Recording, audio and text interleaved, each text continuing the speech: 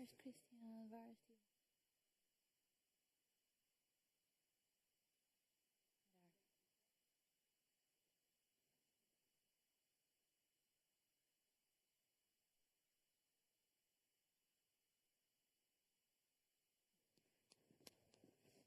Good afternoon, and welcome again to the first edition of Alert Online's campaign at KPN. How many of you here were at the KPN opening of Alert Online last year?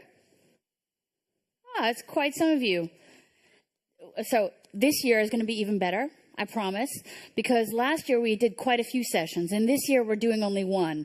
So that means all the speakers, no pressure, it's on you.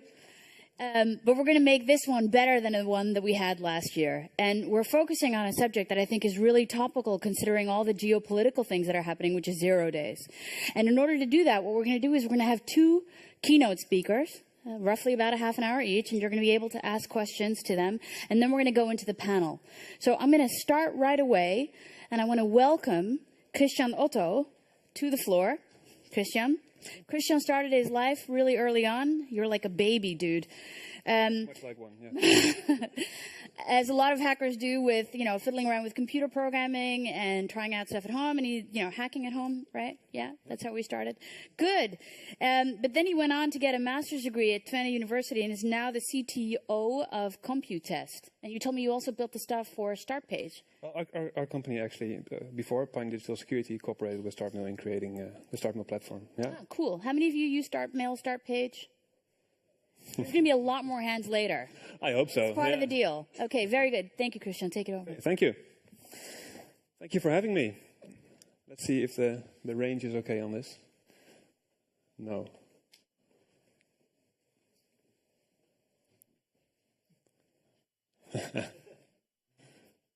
Yeah, there we are.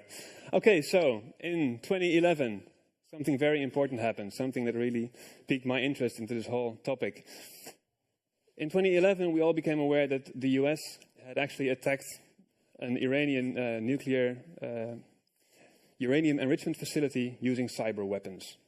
So for the first time that we as a public became aware of, somebody had actually gone and used zero-day exploits and built a complete exploit package and delivered it to a target instead of going out on a conventional fight.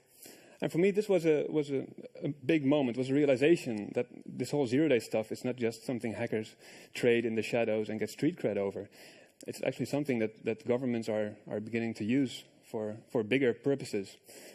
And I think 2011 is when this started becoming a more important debate, even more fueled, of course, after the Snowden revelations. So I'll just do like this. All right. So I'm Christiaan Ottow, CTO of Security at Computest. Well, as Jaya said, I've been hacking for some time. I love both breaking and building. Sometimes it's hard to choose, but they both have a place, fortunately. A few words, on Computest. We concern ourselves with code quality, with IT quality. So whether it's security, performance, or test automation, we believe in helping customers build high-quality software and high-quality IT systems. And for me, that's mostly in the security space. So the zero-day trade is what I want to talk about and tell you a few things about, because I think it's very important that we have a good discussion about this. It's a topic that many people feel very strongly about nowadays. So it has become a political debate, it's become an ethical debate, it's become a lot of things that it wasn't before. And in such a debate, I think it's important that we actually have people like us have informed opinions. I think it's very important in a democracy like ours that the people who are supposed to know about this stuff actually speak up and contribute to the debate, because otherwise we see the debate be hijacked by fear or by opinions that have less basis. So I'm hoping at the end of my short presentation you'll have some more facts to fuel your own opinions and to form your own opinions on this. I'm actually very curious what my next slide was. That's not a good sign.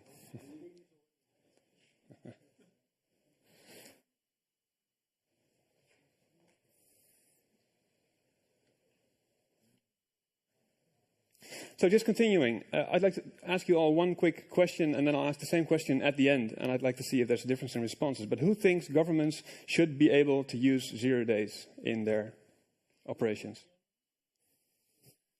I know there's much more nuance to the question. It's not a yes-no question, but okay.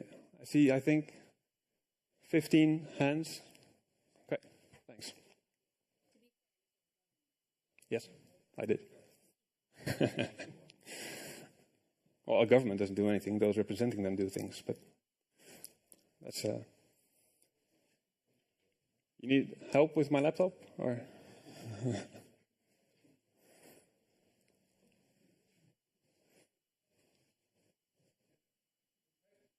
I think so, yeah. Okay. I'll be back in a second. Laptop fixed. I'm going to try to save his presentation. Let's talk about that for a second. He said, you know, when governments have the ability to hack with 0 days. But I think we need to redefine what's a government. And the question should probably be asked, which part of government do you think is okay? So how many of you think it's okay for the intelligence agencies to use 0 days? Okay, there's more hands up than 15. And the clue is that they already do, all over the world. All over the world, intelligence agencies use 0 days. I think we need to kind of live with that one. So really, it's okay if you're okay with it or not, but it's been going on for decades. So you might as well get okay with it. So that's one. How many of you think it's okay for, I don't know, the police to hack with 0 days? Okay, I hear someone say no, and now we're going back to 15. The police is different, right? So for law enforcement cases, they might be hacking with 0 days. How many of you think it's okay for people who do bad debt, you know, debt collectors, and people who are going after financial fraud, and those kinds of actors to hack with 0 days? Government actors. Government actors. Okay, so we're back to 3. I see a couple of hands here too. So we're like 3. So you see where this is going. I think we need to really define what we mean by governments hacking with this in order to really understand our true position. And I think you need to ask yourselves, what are other countries doing? Yeah? So how many of you think that, for example, the hacking is okay if it's only between the US and Russia? Oh, come on, guys. It's a trick question. Because no, fair enough. But the clue is, or which administration, Putin's determining it anyway. So the clue is that when we have a problem with this one, it's another one of those, let's just give that one up because it's already been happening for decades. Yeah, so I was going to ask 3 more questions in that line, but you're good to go? We've got a presentation up? I hope so. All right. Yeah, do we have a picture? Yeah, this was supposed to go with the question, what do you think about the use of 0 days? Jaya, thanks for priming everyone on this. Excellent. Oh, come on. Oscar, could you perhaps press the next button every time I wave my arms around in a spastic manner? Yeah, thanks. Okay, so starting off with what are 0 days actually? Take this as a picture of a bug's life. So at some day, a programmer comes into work, and before his 3rd cup of coffee, he starts committing code. And this goes wrong at some point. He introduces a bug, he doesn't check bounds on some piece of code, and a new vulnerability is born. Because a vulnerability isn't anything else than a bug which is exploitable to influence the run of a program to someone's means. So a bug is introduced. Then at some other point, someone finds out about this bug. This can be the programmer himself, it can be someone in his company, or someone outside who's actually actively looking for these bugs. And at the point someone finds this bug, of course, they have a few options for what they can do. But in any case, at some point, disclosure takes place, and the vendor, the author of the code, becomes aware that there's a vulnerability in his code. And they start working on a patch. Then the patch becomes available, and typically this is where people say it stops being a 0 day, because we will call this day 1 of the fix. And before that, it was a 0 day, which is where the term comes from. There's some debate, some people say it's here, but yeah. And then, of course, everyone installs a patch, and the whole world is secure again. So who uses them and for what? Well, we've heard a few examples already from Jaya. The first, the easiest one, cybercriminals. This is what they look like if you Google them. They all pretty much look the same, so that's convenient. And they use them for very simple purposes to make money. which is also a wonderfully predictable way of use, because you know if a cybercriminal is going to use a tool, he's going to use it to monetize, and he has predictable incentives, and you have predictable response. So typically, malware, data theft, it's as simple as that. Ransomware, things like that. And an example of this is Flash almost every day. So, of course, Flash is well known for its number of vulnerabilities over time. And sometimes people use zero-day vulnerabilities in Flash. So some malware author actually uses a zero-day vulnerability to create better ransomware. An example from 2016, but really there are many examples. The fun thing is, though, a criminal doesn't need to use 0 days often. Most of the time, he doesn't need to use them. Actually, this is the case with most of the actors using 0 days. Many of them can achieve their goal without using 0 days as well, and this is most true for the malware authors. Next one is intelligence agencies. Of course, they are what the debate is mostly about. When you just say 0 days and you say moral debate, then this is the association people have. And they're a big actor in this field, sheerly because of their budgets. So they have a lot of money to spend, and they're buying 0 days in addition to finding 0-day vulnerabilities themselves. So this creates a market and creates a dynamic, and now creates a debate as well. So use cases are in warfare and conflicts. So instead of what we saw with Stuxnet, instead of physically attacking something, you can digitally attack it sometimes, or you can support your physical operation with a digital operation. Or espionage and counterintelligence. It can be very convenient if the target you want to do surveillance on has a fully patched system to use a 0 day to still do surveillance. At the NSA, what was new to me, perhaps because I'm not from the United States, but it's part of the Department of Defense. So they're actually part of the warfaring organization within the US government. And they have a very, very broad mission. But I can imagine their need for 0 days when you think of attacking a very specific target. And you need to achieve something there versus a cyber criminal who just wants as many targets as possible and has many other means available to him as well. In the Netherlands, we have the AIVD, the General Intelligence Service, and the MIVD, the Military Intelligence Service, and they actually are actively using 0 days as well. They even have a joint operations center where they cooperate on these things and where they have exploit developers and operators. So yeah, it's somewhat similar to this situation in the United States. And this I find a very interesting quote. It was from a news article this year from the people supposed to have oversight on the intelligence agencies, where they say, sorry, it's in Dutch, they have investigated dozens of cases where the intelligence services entered smartphones, email accounts, laptops and servers, and they found that the way in which 0 days were used to be careless. So they said the services don't do good reporting on their way of working with 0 days, and proper control and oversight are not possible. So for me, this is a very interesting and important data point in the discussion we're currently having about laws. And of course, then the most famous example was Stuxnet. And in the Stuxnet attack, a piece of malware was delivered using USB sticks. So it was a purely offline attack at first. Someone spread USB sticks at the target facility, and they contained an exploit that used 4 different 0 days to achieve different things. So first of all, when you plugged in the USB stick, it would start executing code on a Windows machine immediately because of a vulnerability in the way in which link icons were rendered. So it would just open files and start executing them. Okay. Then they installed a rootkit onto the system that was actually signed with the Realtek's code signing certificate. So NSA or whoever was behind it stole that certificate and signed the code to be included in the Windows as a kernel module. And then it started doing various other things and discovering the network and attacking other systems. But what makes this so much more interesting than a regular malware attack or a regular red teaming exercise is the specificity with which the malware operated. So it would only infect machines that had Siemens Step 7 software, because the Iranians were using Siemens Step 7 software to program their PLCs. If it didn't find that, the malware would disappear. The malware self-destructed after a certain time, because it was an operation. It had a begin and an end date. So after that, no need for the malware, so self-destruct. And then it would infect those Siemens PLCs, but only the PLCs which had variable rate motors attached to them, drives. that would control something that should spin at a certain speed.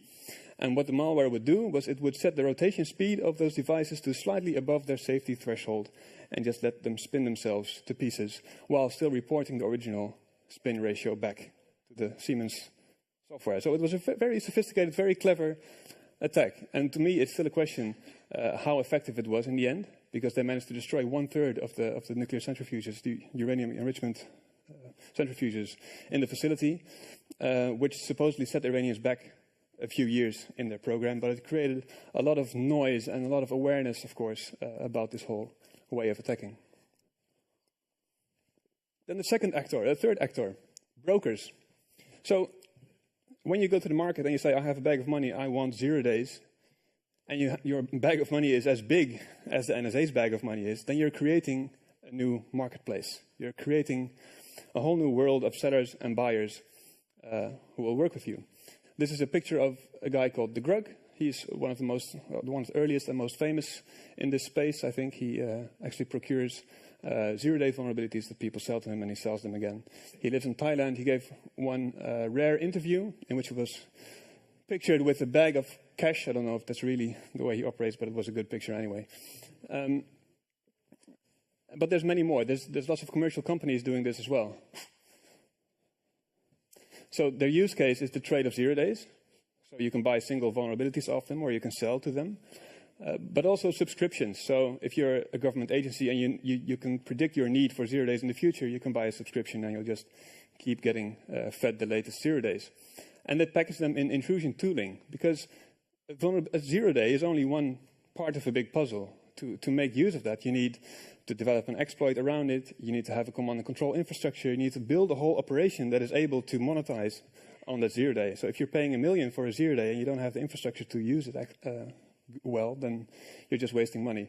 So, of course, there are service providers that will take that off you and offer service for that. And there are many suppliers of these systems. Some are pure play vulnerability salespeople like Zerodium, Exodus Intelligence, NetRegard, and others are just the traditional defense contractors, Lockheed Martin, Northrop Grumman, who have also expanded into this area. This is a tweet from 2015 from Zerodium, and it shows the price range of vulnerabilities that they acquire. And this is what I find so interesting about this whole, it's all in the shadows, it's a gray area, but then suddenly this company just tweets out a price list and gives us a glimpse into the whole dynamic behind it. Because of course, if it's a market, then you have all those market dynamics, and the prices you see here mean something about either supply or demand. In this case, I think we can say there's high demand for mobile exploits. I think there's very little demand for Java exploits for some reason. Actually, they followed this up with a tweet saying they pay $1 million for an iOS exploit. So mobile is 100K, but then iOS was even higher. And this is their current price list. I took this off their website a few days ago. They've actually started publishing their price list on their website, which is a lot better than on Twitter, I guess. And here the top range is up to $1.5 million US for an iPhone remote jailbreak 0-click. So a remote jailbreak that doesn't require user intervention will get you up to $1.5 million if you sell it to them. And this is their acquisition price, not the price at which they are selling it again on the other side of the fence. The prices go down a bit, and I find this is the most recent addition to their price list. They didn't used to have this, but this is very interesting given the debate we're having, because up to $500,000 for WeChat, Viber, Facebook Messenger, Signal, WhatsApp, Telegram, iMessage, and email apps. And this is interesting because this is a symptom of the fact that intelligence agencies are having trouble decrypting on-the-wire communications, and they're looking for other ways to get to that data in a much more targeted way. Because if you're going to pay $500,000 for every Signal exploit, then you're not going to be able to use that much. You're not going to be able to do mass surveillance on it. It's going to be a very targeted single-use thing. Because the thing with these vulnerabilities is once you use them, you've almost blown them. Most of these you can only use once because they'll be noticed, especially if you use them in a warfare context to a different country. They'll be monitoring the network traffic, and once they notice something has happened, they'll be looking back, and your exploit will be discovered, and your 0-day will be valueless, useless. And this is the price list for desktop and server vulnerabilities, which goes much lower, up to 300,000 for a Windows remote command execution 0-click, which I find interesting. Why is it so much lower? Apparently mobile devices are much harder and much better protected. Finfisher is one of the companies in this space. They were famously hacked in 2014, I think. Someone who called himself Phineas Fisher hacked them and dumped all their data, their email and everything online. And we learned some interesting things from this. But even more, we learned from the Hacking Team hack in 2015. Hacking Team is an Italian company that sells remote control systems, so intrusion software. And the thing about them was they said they only sold to democratic governments, and they didn't sell to blacklisted governments or to governments that Amnesty International, for instance, has a problem with. But then they were hacked in 2015, and someone dumped 400 gigabytes of email from their email server into a torrent, and we all got to read with whom they were having contract negotiations and support questions from, and so on. And we learned that they were doing business with United Arab Emirates, where their suite was being used against dissidents, and many more of those cases. But we did learn some very interesting things from this dump. For instance, this is one of the private price lists, I think from NetRegard, towards Hacking Team, because they were acquiring their 0 days. They didn't have the in-house expertise to develop those. It's actually a hard skill to be able to find the zero-day vulnerability of this impact and build an exploit around it. So they were trying to acquire, and they had trouble acquiring those exploits because many of the more well-known brokers didn't want to work with them because they weren't US-based or because of whatever reason. So they resorted to freelancers. They went around the world to hacking conferences and they started speaking with people, and they found some freelance researchers that would do business with them. So some insights from this dump, because I think it's a very significant data point in the whole discussion. It's difficult to acquire high-quality zero-day vulnerabilities. It's not a commodity. It's not like you can just go out and buy them. There's more to it. And it's an actual business. This surprised me so much that if you're a customer of Hacking Team, or if you're a Hacking Team and you're buying 0 days off of Zerodium or NetRegard, you'll have an acceptance testing phase where you'll test the product they're offering. If it doesn't work, you get to return it. You can test it against the setup of your victims or your end users, let's call them. And you'll get a replacement if it's patched within a certain warranty period. So say I spend $1 million on acquiring a 0 day vulnerability, but it's patched tomorrow, I'll probably have a 30-day or 60-day warranty on the vulnerability and get a new one in return. You get support on implementation. So if you can't figure out how to actually exploit your target, you can call them and they'll help. And they have delayed payments as an alternative to replacements. So you'll pay in 10% portions until you've paid the whole exploit. So if it's patched after 3 months, you got some value out of it and you paid some money for it, but not as much as at the end of the term. So then the next actor is law enforcement agencies, who are also using 0 day vulnerabilities in different contexts. The use cases mostly are forensic use. So say you've acquired a telephone of someone who's a suspected terrorist and you want to enter the telephone, then 0 days are a way to go about that. And for live targets for surveillance. Example of this was in 2015. The FBI took over Playpen, a child pornography website, and they operated the site for a while, and they started serving out a Tor browser bundle 0 day to all the visitors, because the visitors were using Tor to stay anonymous, and by serving out this Tor 0 day exploit, they were able to decloak or to find the real IP addresses of the visitors of the site.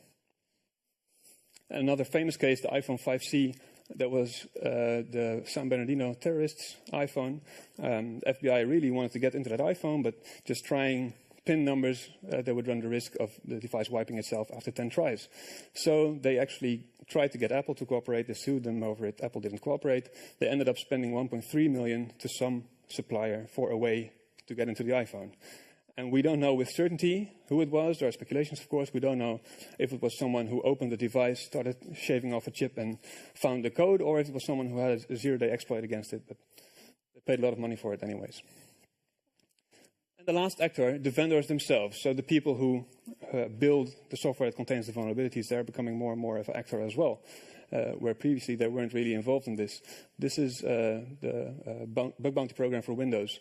So depending on the type of vulnerability you have, you can actually get money from Microsoft as well if you disclose the vulnerability to them instead of to one of those brokerages.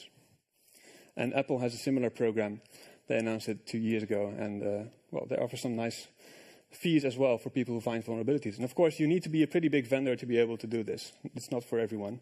But the same goes for the pricing on the broker side. The broker is not going to pay money for a vulnerability on my website, and I'm not going to pay you probably either. So this is also for just for the big players on both sides. So then on to the debate. What are some of the effects we're seeing of this whole zero-day trade economy? And the funny thing is, the strongest argument, I think, if the world would be so simple that you could divide it into two camps, then this would be the strongest argument on the side of the use of vulnerabilities, or of zero-day vulnerabilities. Our governments need this in our digital day and age to keep us secure, because law enforcement needs to be able to do its work, and we want intelligence agencies to keep our country safe and to support our active missions. While, on the other hand, the strongest argument against doing this is if we give our governments this capability, they're keeping us insecure, because they have knowledge of vulnerabilities that we are having in our software, so risks we are running, and they're not fixing them. They're trying to use them for other purposes, thereby keeping us insecure. I find it very interesting that actually the two strongest arguments are, you can make them with the same words. It's just a rephrasing. But it's a very difficult subject to get hard data on. So there isn't good research about how many vulnerabilities there are in certain products, or what the long-term effects are of some certain actions, because it's all very new and it's a lot of speculation. So some possible effects, and this is a bit educated speculation. Cyber warfare becomes a different game when you start using zero-day vulnerabilities. Or actually, warfare becomes a different game, because on the one hand, you could say it's easier to resolve conflict without actual bloodshed, without physical war. It might be the case. There might be cases where having a cyber mission prevented having a real mission, or a real physical mission. On the other hand, it becomes much easier to participate in conflict and to pretend to be someone else in this conflict. Of course, the whole stuff around Russia hacking the United States elections is one of those examples where, well, okay, Russia doesn't really try to cloak themselves a lot, but it's hard to pin something on someone, to pin an act of aggression on a certain actor in a cyberspace. And you can use this for a whole new kind of warfare where it becomes much murkier who's doing what.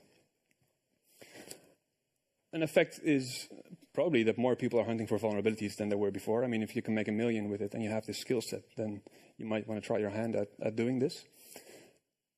At the same time, vulnerabilities do stay unpatched longer. You could make an argument for this, because governments are using them and hoarding them. So they're supposed to have a stockpile of vulnerabilities that they can either disclose or use.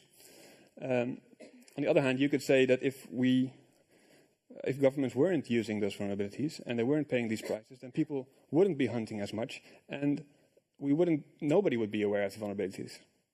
So it's a tricky argument to make. The vulnerabilities are there anyway, whether someone has discovered them right now or not. And I think it has led to an accelerated adoption of bug bounty programs. So the fact that we're seeing the software vendors themselves enter the game and start offering prices as well changes the dynamic, because people have more motives than money. And if you're a hacker who has found a vulnerability in something and you can actually get a decent price for it, or get something for it at least at the vendor, then that might be worth more to you than getting 3-4 times as much at a broker. So say we would want to limit the zero-day trade. What are the knobs we can twist? How could we go about doing that? Well, the most obvious thing everyone tries is regulate first. So we have the Wassenaar arrangement, where countries are trying to regulate zero-day and exploit trade in the same way they regulate nuclear proliferation, which is a difficult thing to do, because, of course, regulation only works for those people who stick to regulation. And there are always going to be governments who don't. So it's difficult to get people to participate, and it's difficult to catch people who don't comply with the regulation. But still, it's a good effort, I think. One very interesting proposition came from Dan Geer. He said the US government should corner the market. So they should become the dominant player in the market. They should buy all the vulnerabilities at a very high price and then disclose them immediately. Because if they would do so, then they would be the only game in town, the only player, and by disclosing immediately, they would effectively kill this industry. And the last one comes from Katie Moussouris, who did some research on the dynamics of the whole zero-day market and what the knobs and levers are that we can use there. And basically her advice is find levers and use them, of course. And she has a few suggestions, which we'll go into later. But there are ways in which we can sort of steer this thing apart from regulation. But the whole debate actually is about scarcity. Because if you believe vulnerabilities are scarce, then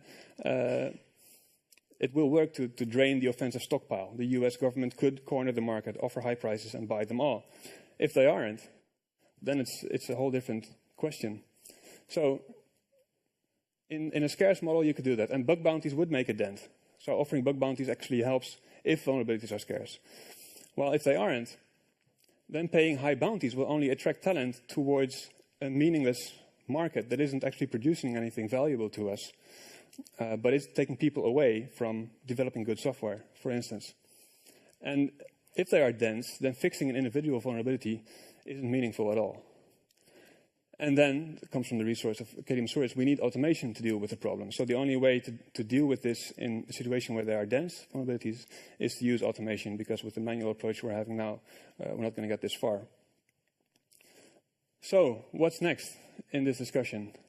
I'd like to offer you some opinions, and you can, of course, choose and pick, and I think we'll hear later from the others about their opinions. Cyber warfare probably isn't going anywhere. I mean, you cannot tell governments to not use certain methods in war. That's just not going to work. And if it would work, it would work for a very select group of countries, and it wouldn't work for others. And governments will always try to have one over on the next government. They'll always try to have an advantage. And I think the focus should be on how a government hacks and not on 0 days, because 0 days are just one tool in the whole hacking game. And it's much more important to look at what a government is allowed or not allowed to do in different contexts, so law enforcement, intelligence agencies, than focusing on 0 days, because they are pretty exclusive, pretty small part of this debate. They're just sexy to talk about, so they get a lot of attention.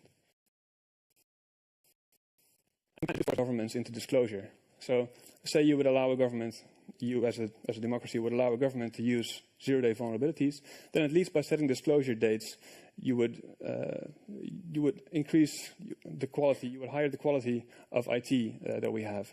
This is, of course, a very difficult thing, because who says they are actually disclosing, and after what time should they disclose, and so on, but we can have a discussion about that. And we can and should focus on finding and using those levers, because there are many more things than just the price that the broker pays that influence this whole debate. For instance, the bug bounty programs we already discussed.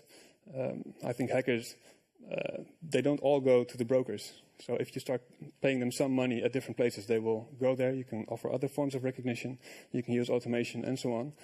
But the biggest thing I think we could do is focus on software quality, because if we put too much focus on how to deal with the vulnerabilities, we're not actually going forward. We're just trying to stop a different direction. We should be offering a different direction. And I think the most important lever that we have here is the desire of a developer to provide quality software, to increase his craftsmanship, to build something good. I think that's a very, very powerful drive that we need to tap into in this discussion. So we should be enabling developers to build high-quality stuff more and focusing less on what should the government do with 0 days. If we do this well, then the other debate will become less important as well. Okay, thanks. Thank you.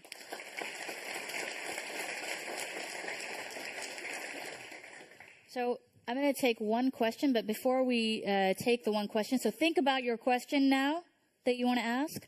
I had a question. So the NSA, you mentioned that they have a SIGINT operative role, but they actually have two roles. It's not just SIGINT, but also information assurance, and they have an NSA IAD.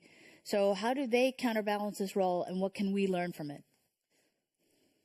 Well, first of all, I'm not someone who is deep into NSA working, so I'm afraid I can't provide a too educated answer to that. But from what I read, following their discussions, they are having trouble with their VEP, their vulnerability equity program, where they disclose. The FBI. It's I believe it's for NSA as well, right? No, they don't have a VEP. That's more in the jurisdiction of the FBI. Okay. But okay, fair enough. But they're having this debate within government as well. Should we apply them for defense or for offense, and how does this combine? And I think we can learn from from them in the sense that we, as a society as a whole, are having the same debate with the same stakes, with the same interest. Yeah. Okay. One question? Yep. Let's get you a mic. Hi. What would you advise companies to do with discovered outdates? Because we know that foreign intelligence agencies, they buy all kinds of security products. So if you put 0-day out there, they will reverse engineer the defensive code that is being written, and they will reverse engineer it back into an attack. Are you talking about a specific group of companies, or just if you run into a 0-day while working? Well, if you buy an IPS, an intrusion prevention system that can detect attacks on the network, you use signatures for that, indicators of compromise. Now, if you have a set of signatures, you could use that to reverse engineer the actual attack. Yeah. So, in that discussion, defensive, offensive, yeah.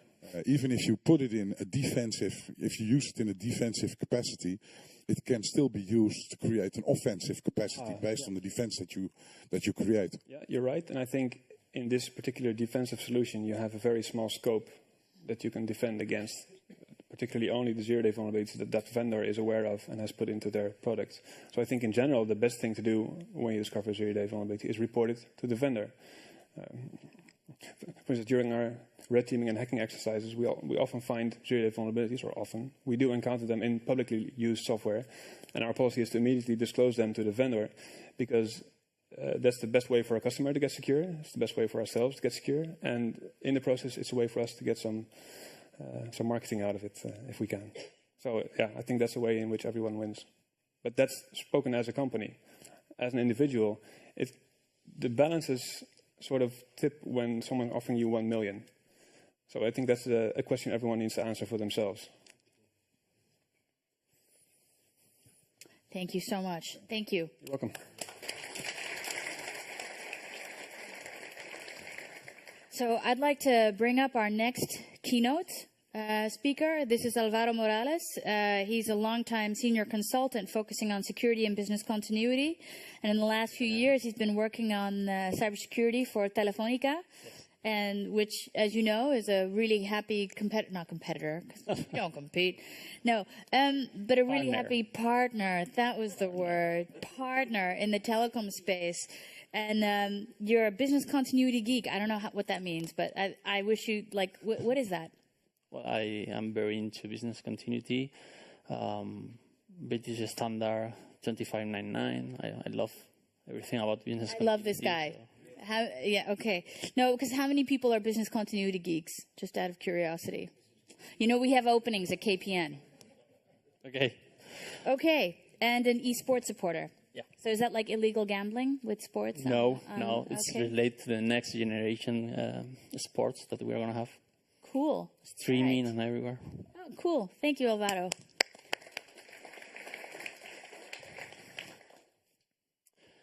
Okay, so first thing first, I would like to thank KPN for inviting us to the seminar and also giving us the opportunity to share with you one of the greatest challenges that we have been through 2017.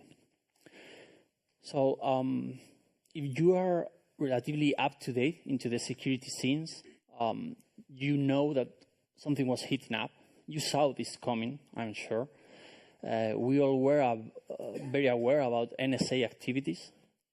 So I'm not going to expend all the keynote talking about technical details about crypto worms and how they work because of 3 reasons. First reason is my CEO, Pedro Pablo, already did a couple of months ago. It's available on YouTube if you want to check. Second, I want to bring you other value of it. And the last thing is because I'm sure you know more than I do. So, long story short, what happened here is that NSA knew about one particular exploit, but they didn't report it to Microsoft. And eventually, then NSA got hacked by a group called Shadow Brokers. and Eternal Blue became a reality. That's the name they put to the exploit. And this is an issue because many other zero-day attacks are coming from here. Okay, so the worm itself uses a lateral propagation through port 445. Is the SMB service. And as you can see here, initially the spread was huge. According to one of the internet spiders that we usually use, Shodan, for example, there was more than 500,000 computers with the port open at that time, that 12th of May.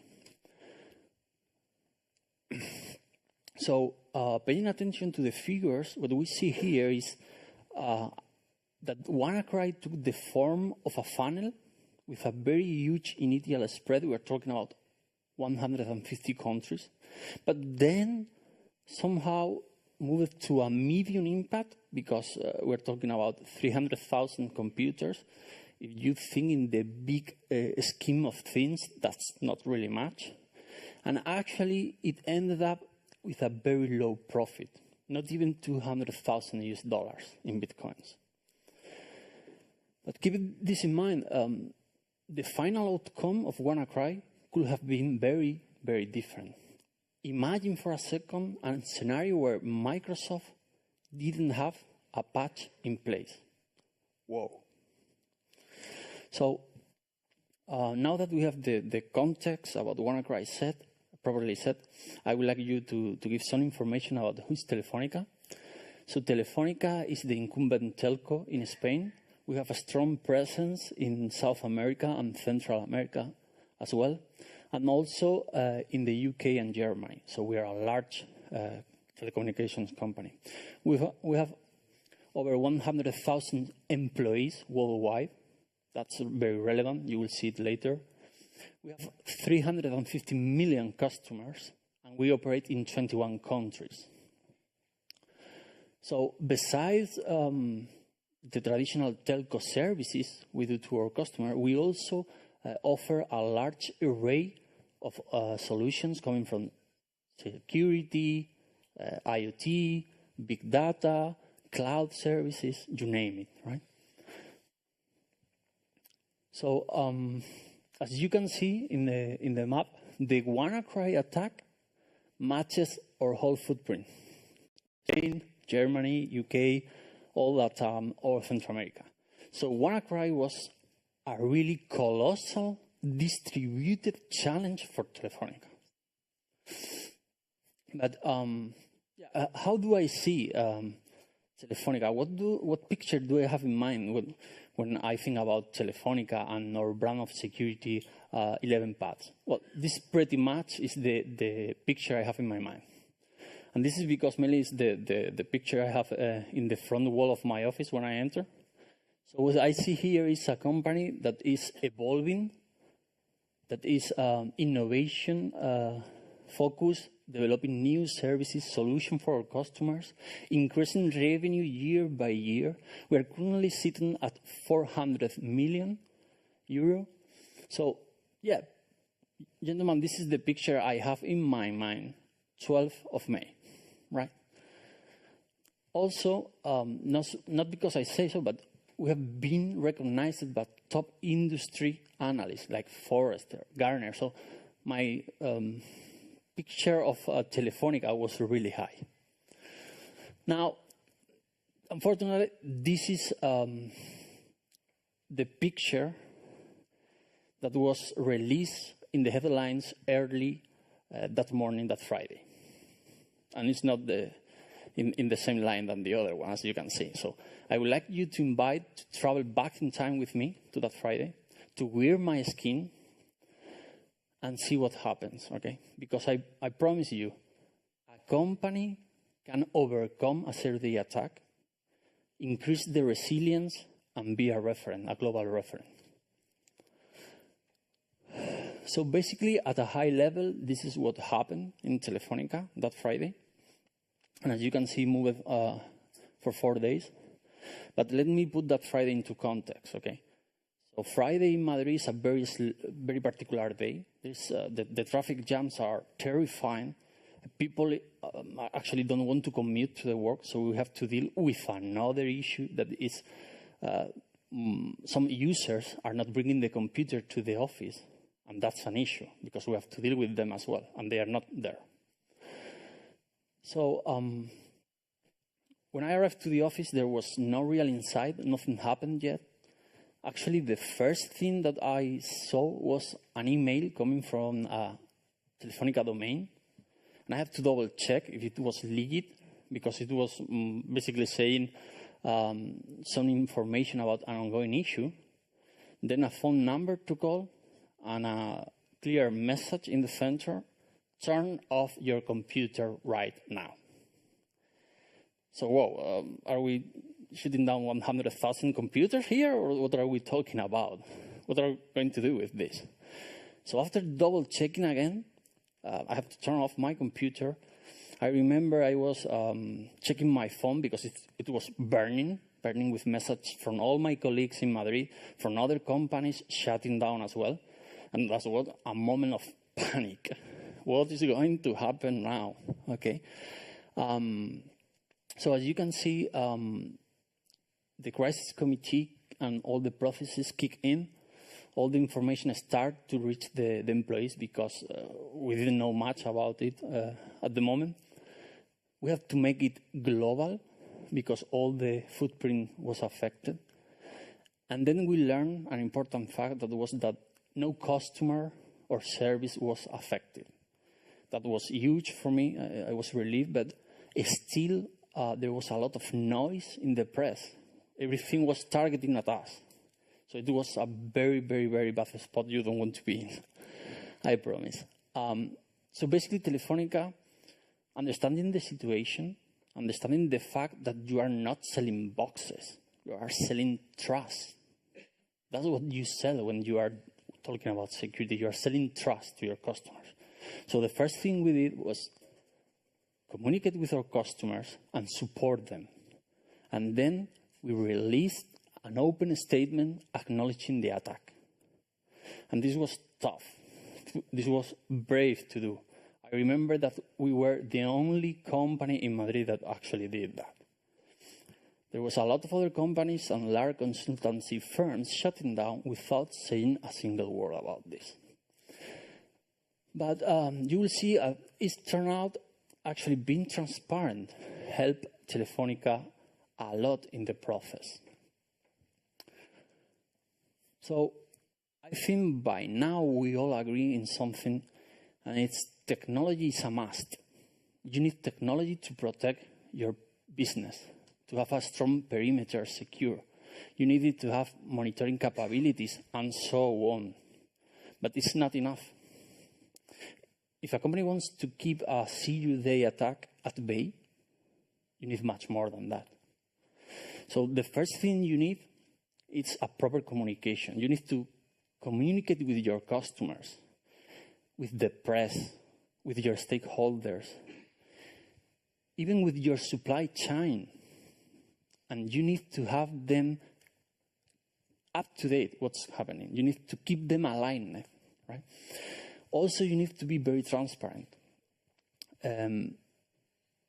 It's all about trust. And you need to be the one leading the conversation. You don't want to keep people guessing what's going on. You need to take part, an active role, and be the referent there. Of course, you need a lot of processes. You need a lot of processes. You need clear procedures. You need a communication channel by email, public address system, whatever it takes to make sure that the jobs get done. You need patch policies. You need a lot of different domains that needs to come together to make everything work. Okay? Let's not forget about people. People in our case was a key, because the larger the company is, the more motivated the staff you are going to need. Let me ask you one question. How are you going to fix 100,000 computers in 2 days during the weekend? You can fix them. It's impossible. No IT staff group will make that happen ever. So you need them. You need people motivated. That they are going to be your muscle against a zero-day attack, right? And the last but not the least, you need to invest in innovation and research. That's a critical area because it's a part of your response to a zero-day attack. You'll see later. So there are many different domains that needs to be addressed, and it's not always about technology. So the fix, how did we fix that? So this is the living proof. I wanted to show you how we actually did it. So the first image is different teams in different and several locations. We have to patch 100,000 computers, so we need a lot of people. Eventually, we have to stop them signing because there was too many hands to help during the weekend. That's huge. Or maybe they were there for the free pizza, who really knows? I don't know. But we have the people, we have the muscle to do it. Also, we have in Telefonica something that is impressed in our DNA. It's what we call a strategy from global to local. Because when you have such an environment with different countries, you need to get a clear strategy, making sure what you say in global goes to local, and everything is aligned, okay? And also we have more techie things. We have something very special that we call the Ninja team. This is a really high skill cap team. It's hand-picked in Telefonica, and there's only 15 members part of it. And they are the techie guys, and they are just for events like WannaCry to help against technical really issues, okay? And the last part we have is what I was commenting on before, innovation. During the incident, we have innovation lab, research teams working non-stop. We have WannaCry file restore release a couple of days after the attack to help people recovering the files. We also have an update to our latch tool. It's a second factor authentication based on something you have, like for example your phone, to enhance the protection for anti-ransomware. So as you can see, we have a lot of different pieces coming to fix a zero-day attack. Okay. The last picture I want to show you is something very funny. This is actually my computer on my hand there. And you can see the green dot in the corner. This digital era was very funny to me, that all the processes, all the digital environment, and we have to end with a green dot on the computer to make sure that the computer was clean and that you can actually connect it to the network and not infect anyone. And actually that you can bypass the security, the physical security control that we have in every single floor of any Telefonica office around the world.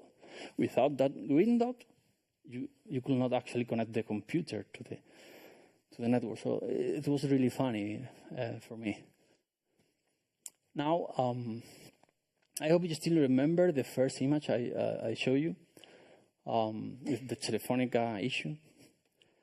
So, for me, in the aftermath of the events of the WannaCry in Telefonica, I would say that in 24 hours, Telefonica, with a strong security posture, with capabilities, with transparency, with a customer-centric approach, was able to turn on the press. And you have the proof here. To the left side, you have Telefonica headquarters with our logo. To the right side, you don't have any Telefonica logo. Well, I'm sure you don't understand very much of Spanish, but to the left side, you can see Telefonica, blah, blah, blah. On the right side, Spanish companies. See how the message is being changed. To the right side, you have Telefonica is suffering a cyber attack. In the right side, you have Telefonica showing their best suit during the incident. They are even changing the words, attack for incident. So, in 24 hours, we did that. We became a referent. And we were in a really awkward position before. with our logo in every single media and press of the country, even worldwide, I would say. So for me, my company proved that you can overcome a zero-day attack. And I would like to end this keynote with a small reflection. Although we were prepared for such an incident, we weren't expecting actually to happen to us. Because the main lesson here is that the risk is out there. And it's not a matter of how it's going to happen. It's just when it's going to happen, because it will happen.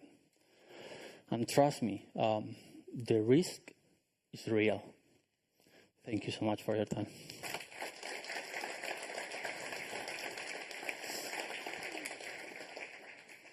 Alvaro, I have a question from people on Twitter, and it's a general question. So does 0 days and the increased use of cloud services pose a greater threat to business continuity or not? Well, actually, beyond the cloud, it's one of the strategies that companies are using, both to help with security, so they have everything concentrated, but I don't think it's going to help with security on 0 days in particular, because the main reason is that 0 days are not targeting in particular your firewall or your IPS. They are targeting mostly your users. And if you have users doing things that they are not supposed to do, it doesn't really matter where the security is. So it's not only about security, it's about awareness as well. You need to educate people what they have to do, what they can't do. So the cloud is not the only solution here for me. Yeah. I'm going to take one question from the audience. Yep. We have a microphone coming to you. One of the theories around WannaCry was that it was not too serious, in the way that on one hand it was very sophisticated. On the other hand, it was very clumsy, for example, in collecting money. And also there were some patches available according to the news. It's surprising that such a sophisticated attack could be fixed in that easy. So did that make a difference in cleaning up the things? Well, actually, in my opinion, the WannaCry attack was not sophisticated at all. First, you have that after the incident, in a couple of hours, someone executed a kill switch that was changing the domain. And then, you know, the impact of WannaCry was really diminishing, because, you know, most of the petitions were to the wrong place. And actually, if people in today's can actually release a software or a tool that allows to recover some files and patch everything, that doesn't really mean it's a very elaborate Trojan worm, in my opinion. Okay. In that case, in that sense, what... Go ahead. Please repeat your question. Your opinion, what was the real target of WannaCry?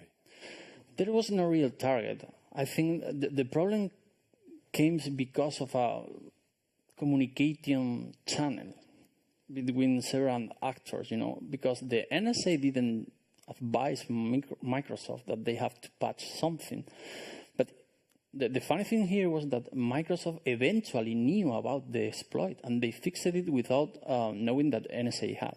So the issue here is that you are entering a gray area, right, where a worm could be a target for your company, or maybe it's going to be a target for everyone. Depends on what Vincent was saying. They want to be more lucrative. They want to target you because they want to infiltrate your network and get your data. It really depends.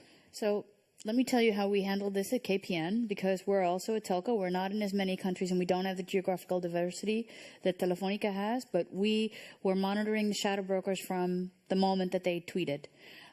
We were looking at the releases of, you know, the things that shadow brokers had brought out. And most spectacularly, we looked at the Microsoft patch that was released. And when we read what the patch was for and how it was working, we realized we needed to run it right away. So we had an elevated state within KPN. We call that in our processes a B alert. So we ran a B alert, a security incident management process, to make sure that the patch was applied immediately to everything all over the network as best as possible. But we couldn't apply it uniformly everywhere across the network, as most companies can't. So what we also did on top of that is look for anything forward-facing or remotely connected to a DMZ that would be, required to run the patch. We did that before and again after WannaCry. So when we saw what was happening with Telefonica, and we had very good contact during the actual incident. We got a sample from you, and we saw the process that was happening in the UK. We were able to learn from what was happening, and we did again the same thing. We scanned through our perimeter, made sure that there was no vulnerable systems that were exposed to the outside, and as a result, I think we got lucky because we escaped as KPN with zero incidents of WannaCry. And that was because we were continuously paranoid, professionally speaking, of course, and just, kind of kept our toes on. But I think the clue is how can we learn from this very courageous story from Telefonica, because it could be a matter of time and we could be the next one. We got out away from this one, but that says nothing about the predictability for the next type of incident that occurs. So we have to be vigilant. I think that was the primary message that you had. We have to. It's not a question as if, but when. Yeah. Okay, well, thank you so much, Alvaro. I'm going to now invite the rest of the panel. Let's give them a big round. I'd like to invite Inge Phillips-Bryan, who recently joined Deloitte, and before she was the kick-ass head of the deputy director of the criminal investigations of KLPD. Yep. Very kick-ass. Very good. Where she dealt with counterterrorism, drug trafficking, money laundering, and all kinds of other evilly delicious things. She laid the basis for the use of internet intelligence work in the Netherlands and pioneered the use of big data. All right, we so want to hear more about that. Love big data.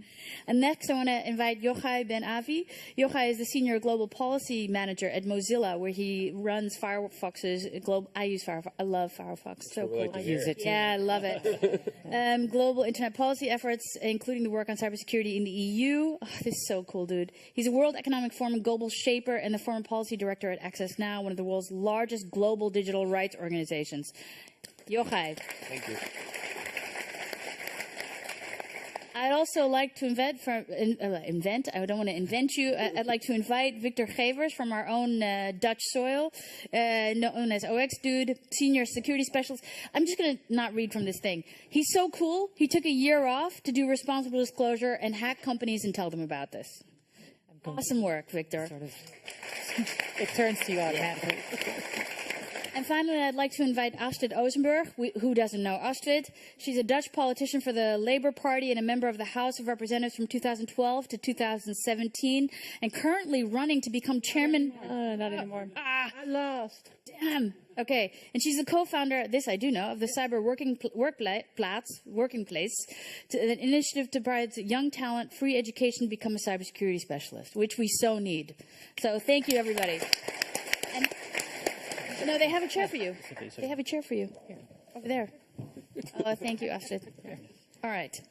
Keep one foot in the floor because it'll... So I am going to just ask questions, but I'm going to invite you guys to ask questions as well. And we're going to try to grill the panel and try to figure out how they stand on these different issues. But let's start off with a really easy one. So who should be responsible for cybersecurity, the government or private companies? And I'm going to actually ask you this, Inge. Private companies. That's, for me, it's, I spent 20 years in intelligence and law enforcement, and I saw this massive wave of cyber shit coming our way. And it was, well, it actually took me 20 years to draw the conclusion that it is not something that will be solved on the public side. It is something that we have to deal with on the private side, and that's where we have to build security. And so that's the reason for leaving. That's why I'm here. That's why you left. Because you think that you can't fix it from the government. Yeah. Okay, so Astrid, do you feel the same way? No, I think it should be a co-working together, not just the private, not just the government, together. By the way, we like it when you disagree with each other cordially, of course, no fighting, but fair enough. Okay, so it should be a co-production. Yes. Yep. Jochai, do you have anything to add to that? Looking at it from I think cyber shit coming your way is the title of Inge's next book, but Actually, it's a good idea. I think this has to be a shared responsibility, right? Like, I think there are things that companies do well, and I think there are things that governments do well. I think that there's information that governments sort of have unique insight to, and we need the government to be our partners in keeping users and infrastructure as secure as possible. I think we can do a whole lot better all around on that. So I think for me it's more because a company is driven by revenue, right? And the government should be driven to protect the people, okay?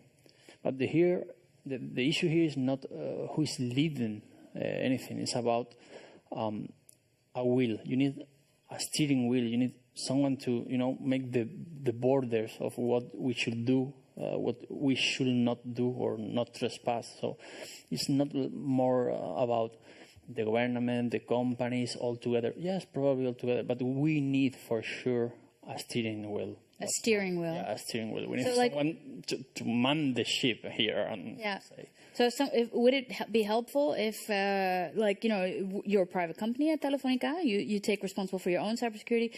Would it be helpful if the government gave you regulations that you have to do certain things and not? I think so. I mean, we collaborate with Europol, with Guardia Civil, with the police here in Spain, but we need to know where the gray area is, because there is a lot of new technology incoming that will make things worse. We are talking about deception technologies and so on. So we need to have the borders set and fixed, so we know we can do, something we can trespass. We need that steering wheel. Victor? So in the Netherlands, we don't use regulations, but we have guidelines. And the Dutch government offers guidelines to make it more easy. So even if you're looking for an incentive from the government side, they're very good in bringing people together, organizations together, public and private, and they give guidelines.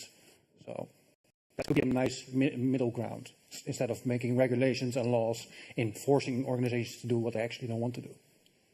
Okay, so you want to look for those middle grounds. You want to find levers, and we're agreeing about roughly it should be a shared effort. Do I get this right? Okay, so let's ask you, who has the greater responsibility for cybersecurity? Is it the governments? How many of you are in favor of governments doing this? Okay, guys, no co-creation here. It's like, how many of you? One guy over there. Which one guy? Who is a government guy? Oh, okay. Do you work for the government? Be honest. You sure? Does anybody here work for the government? I do. I know there are people here who work for the government because I met you during the lunch. So, okay, they're hiding. All right. And how many of you think it should be private companies? Well, it's got to be the rest of you. Okay? All right. They don't want it. Or the shared response. No, we said more. Which one is more primarily? Okay, so let's re-ask the question. All right? Let's say you got to make a choice. Okay, the panel already gave you that easy middle ground. It's both. I want to know from you, who has more responsibility for cybersecurity? Government? Okay, then. And private companies, then, are the rest. Okay. So the majority of you believe that it should be, okay. All right. So you're agreeing with Inge. Very good. I won this one. Yeah, you won this round, Inge. This one.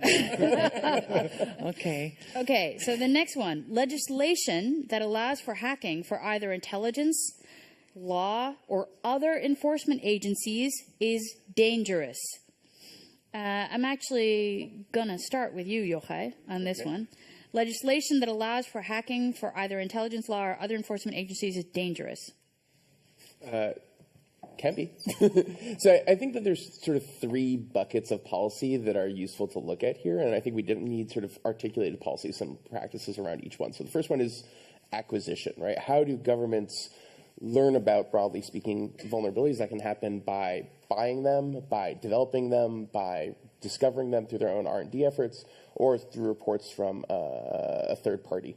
And so we need sort of a bucket of policies around that. We have a second that is around disclosure, right? Sort of what are sort of the situations in which the government, when it learns about a vulnerability, chooses to immediately disclose that to an affected company, or chooses to delay disclosure. And I think that nuance of delay versus withhold is really important.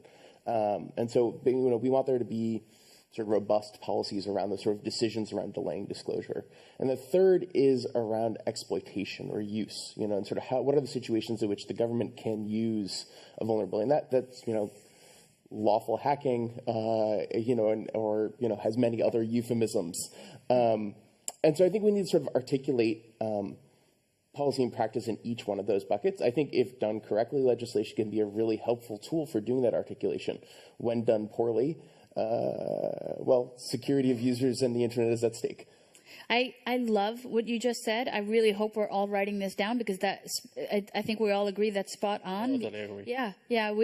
Unfortunately, this is a panel that loves what he just said, because are you going to have a white market or a black market where you buy your vulnerabilities? You saw the list. You saw what they're offering for, basically buying these vulnerabilities. How many of you are in flavor? How are you in flavor? How many of you are in favor of the black market turning into a white market for buying vulnerabilities? Well, that's putting it a bit negatively. There is all a market out there. Inge, they're totally in favor. But still, it's turning something which is innately wrong into something okay. But is it innately wrong? No, I don't think so, because it's part of the world. It's out there. Let's do something wise with it. I think that was how they're seeing it too. So I think the question is how, I think that right now we don't have an actual chain of custody when it comes to a lot of these vulnerabilities. And if you were to turn it from a black market into a white market and make it a sort of, corporate social responsible business, although that would be really interesting for a zero-day vendor. But if you were to do something like that, it would introduce all of these checks and balances. You wanted to add something, Victor? Yeah, well, we have seen what happens when you don't do any legalization around it, especially with the big players that are, expert in creating exploits, like the NSA. They knew that their toolkit leaked out in August 2016. Mm-hmm. And they're and that came out, of course, with shadow brokers. So everyone that is a bit tech-savvy was on alert. And in January 2017, the US Gov started saying, maybe you should block firewall that service. And at that time, no one cared so much until, of course, in May when the patch came out, and then still people didn't care so much. And then, of course, the WannaCry hit. Mm-hmm. And everybody said, oh my God, this is a big attack. We didn't see this coming. So we also need to learn a little bit more adult when vulnerabilities are being, dropped by agencies. We start addressing those agencies. Hey. But I think this is a really valid point, because that was your second point, Jochai, about if the first one is actually where do you acquire them, second one is about how long do you hold them a secret. Yeah. And Astrid, this was one of the debate points for the Tweede Kamer. Is there any specific wisdom you can give to this? Should we keep them a secret? No, we shouldn't. I understand the need to get into the system, but I also understand the need to patch them. So you can't keep them a secret for a very long time, because if you don't, somebody else will find. And we also are very keen on responsible disclosures. What we're going to do, are we going to punish people who get a responsible disclosure too soon? So the debate is really big, should be bigger, I think, because it was really small in the chamber, but it should be about that too, about responsible disclosure, about how long is it okay to keep it something a secret. And so I'm assuming they're keeping it a secret because they still want to use it. No, it's in the law. It's actually in the law that is now in our Senate, that disclose after use is incorporated in it with a maximum of 3 months. And I think that's very reasonable. And actually, that was a result of that debate, and I think that's a very good addition to it, and it should be. Yeah. And the equities process, we talk about it a lot, the vulnerabilities equities process to determine at what moment you disclose. That's not in the law in the United States, is it? No. So, I mean, there's actually no time limits in the United States' vulnerabilities equities process, which is an interagency process for reviewing and coordinating the disclosure of vulnerabilities that the U.S. government learns about. Right now, there's not even a requirement to use that process. It's optional on U.S. government agencies. And even once a vulnerability is nominated into the process, there's no time limit in terms of how long a negotiation should take. And then let's say they go through the process, they decide to delay disclosure. Then there's no written time limit of when they need to come back and sort of review that decision. Mm-hmm. So if we think about, a wiretap, right? In jurisdictions all over the world, we have a sort of notion in wiretap law that you have to come back to a judge every typically about 90 days to sort of say the facts and circumstances that justified a wiretap continue to exist, right? And I'm sure this is something our friends in the telecom sector here are very familiar with. And I think a vulnerability should be sort of similar, right? Like in the same sense that like a lot of things can change, particularly the critical question of who else knows about this vulnerability, right? And so I think you should periodically have to come back and review that decision. The vulnerabilities equities process in the United States is a pretty classified process still to this day. The understanding loosely is that they meet about once or twice a year to review all the vulnerabilities. Personally, I think in my company believes that that's not frequent enough. No. They meet for a week or what? Probably an hour. No. But I'm sure there's a lot of diligence that goes into that conversation. obviously, it wouldn't even meet the 3-month requirements if they meet once a year. So that's a completely different kettle of fish. But I have a question about that because actually, like oversight, the ability to do oversight is, I think, a really important thing. And we talked about it before that there's not always that. How do you see oversight? Like, respectively. Well, I'd like to add something to the whole debate.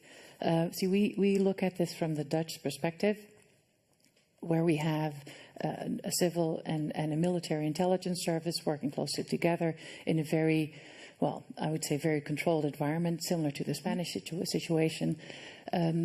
But most of what we see in practice is what happens in the United States, where the situation is fundamentally different. Here we make a very strong distinction between intelligence and police, and there they don't. Actually, in most countries, they don't. No.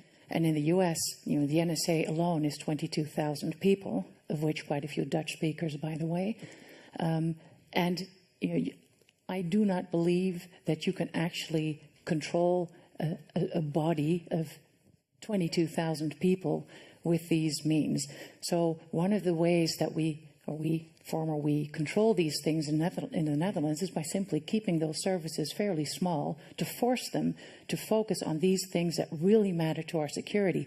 And in that size, you can be pretty sure that you can actually control what is going on in a service like that. And not only is the NSA huge, but there are 39 intelligence services in the United States. So they don't all do the same thing, though. Don't think that it's very hard to project our situation on the United States or the way around. Go ahead. Yes. I would also like something in the disclosure, because it's about choices. The moment you think you can control where you are going to disclosure, you are wrong. You have to understand the mindset of a hacker. They like to disrupt. They like to bend the reality to fix what they don't like.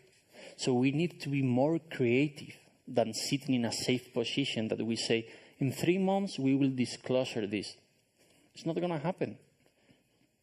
Ever. You need to understand the risk, because the moment you think the choice is yours, you're wrong. It could be or not. So we have to be much more creative. We have to be much more pursue a goal to be the most efficient tool here, and not sit in very comfortable positions where you think, I will do this, I will disclose in 3 days. You have to understand what are you facing actually.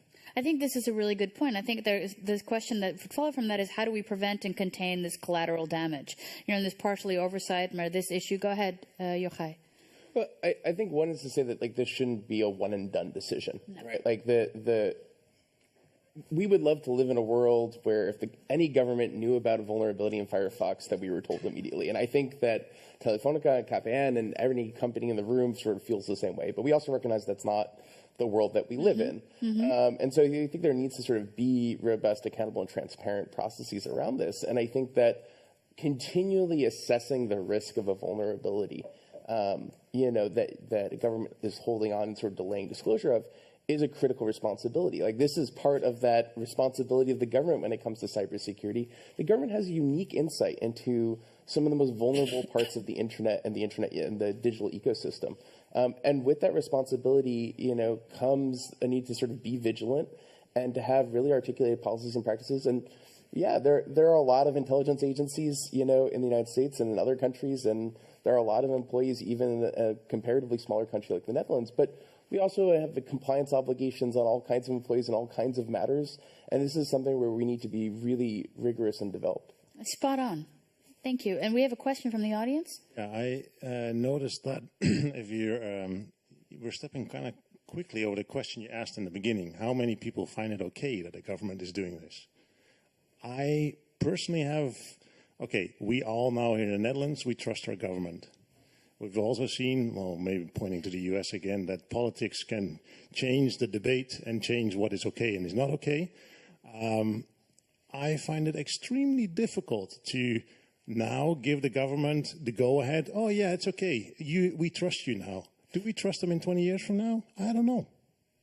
That's interesting, actually, because you do trust them to wear guns and to actually kick in your door at 5 a.m. to arrest you and detain your family, because that is the situation. Do I think that is okay? I don't think so. You don't, but then you shouldn't want to live in a country where there is a police at all.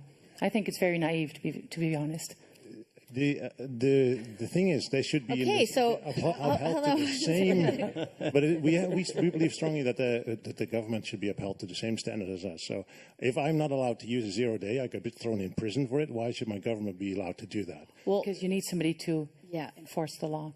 And to be fair, like, I wouldn't just kind of give all of us the same exact rights and privileges as I would with our police forces or with our intelligence services. So we don't really all have the same same rights and things as our governments do. That's why we've given a part of our rights to them. We've enabled them and entrusted them with this amount of privilege to be able to do exactly the kicking your door. Parliament actually has. Yeah, Parliament actually has. Yeah, no, not Inge, but no, fair enough. But my point was that I think it's not true that we can hold them to the same standard because we've given them different rights. I think he wants to say something else. Go ahead. The question still is, are we all okay with that? When it comes to this particular one, it was highlighted a little bit also about, it's a little bit like with the nuclear. Yeah, I'm not allowed to build a nuclear bomb. Governments can and do. But are we okay with that? Go ahead. Yeah, I wanted to add something because it's security is a global thing. It's not about the USA, and you have to take into account the different mindsets when you approach this. And it's not the same, the mindset of an American, that even within Europe we have differences. It's not the same Northern Europe that Southern Europe. It's not the same. The approach is going to be very different. In fact, I will say in the southern part of Europe we will be max relaxed about this, while in the northern part they will be more tight about regulation. That's us. Because it's something cultural. So I am really thinking here, if we are having different approaches, this is going to be messy, because everyone will try to bend the knee towards their end. And that's not valid for me. So that's an issue as well. Go ahead, Jochai. So, I think at the core, though, one of the points you made, sir, was about sort of what about different administrations and what about sort of different governments and what happens to the changes. And I think that's why it's really important to have this established in law, right? And to have, really clearly, and I think we have seen limits where governments will at times test the limits of those laws, but I think generally speaking, most government agents do try to abide by the law. And I think that we need to sort of articulate that. I think when we talk about, I said earlier that we need to have sort of robust, accountable, and transparent policies. I think that those include things like making sure the right people are around the table, right? Like, I don't think this should just be intelligence and law enforcement voices. I think we need government agencies that have a mandate for consumer security, for business security, to be a part of those conversations and have the appropriate security clearance to do so. I think we need to establish a set of criteria that must be considered, right? And I think that those are some of those criteria. And these are not red lines, but these are things that we want to make sure that the people around the table are thinking about every time there is this decision about whether to disclose immediately or delay disclosure. To your point on collateral damage, while not saying that this is okay, I think that there is much greater risk to compromising a communications security protocol than there is to compromising an end user device. Fair enough. Right? Yeah. Both have potentially very large risks, but these are things that we want to make sure are being discussed. No, fair enough. And I think the point is, I think your question was referring to if we do have, like, would you trust Trump with the nukes and the 0 days? You know, I think that was your point. I think it's clear. Are you good? Because I'm going to go to the next question. Yep. Just wanted to add it to that discussion. Nowadays, we see that there are huge differences between governments and how they deal with it, how much money they spend on this. But there's also people who say there should be legislation on a more global level, especially because cybersecurity is becoming more and more of a global issue. I would like to hear some opinions on that, please. Mm-hmm. So basically, that was the someone manning the ship that I was talking before, and I am missing that figure, that leader, someone who is taking the responsibility and actually putting some borders, you know, and you say, I'm going to steer this way. There will be other stakeholders, suppliers, companies, many other places, but someone needs to take it up. And probably we need to do something like we are doing here in Europe. We need to make a global agreement with all the countries and have a seat on a panel. To be fair, there are some global agreements. I'm going to let them talk about it, but there are things like the Taal manual, which is not actually part of international jurisprudence, which talks about how we use an example of the Geneva Convention to not hack. But maybe we can talk about some examples. Astrid? Yeah, you also have the IGF.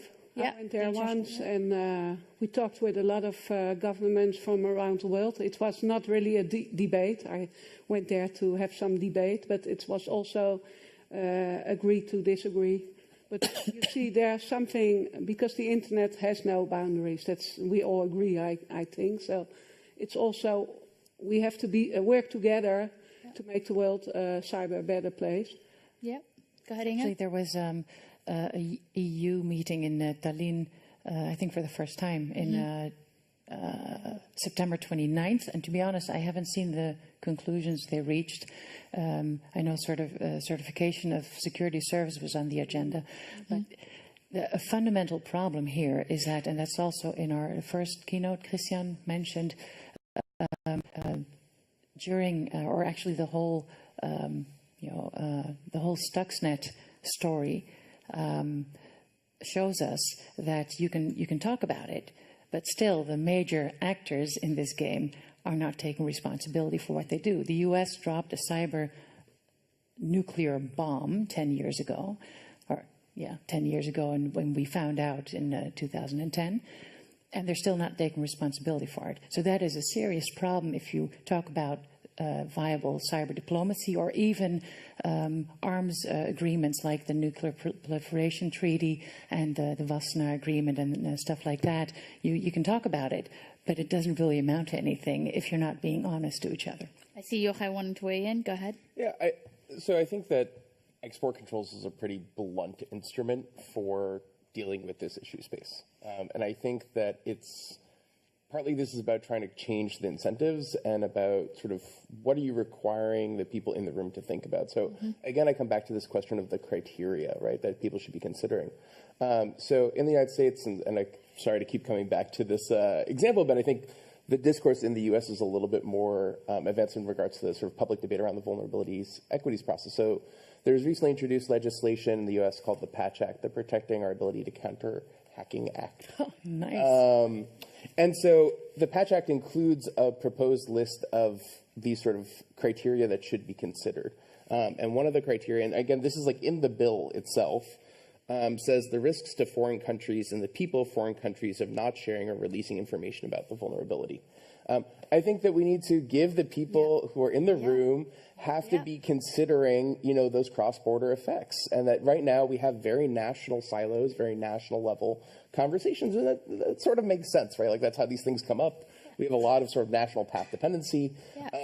But we also sort of, we need to create that recognition and the incentive to care and do something about those sort of cross-border impacts. And I think that we are also seeing more movement, especially here in the EU, around greater cooperation between member states. We saw that, was it last year with the Global Conference on Cyberspace, sort of London process being hosted here in Den Haag.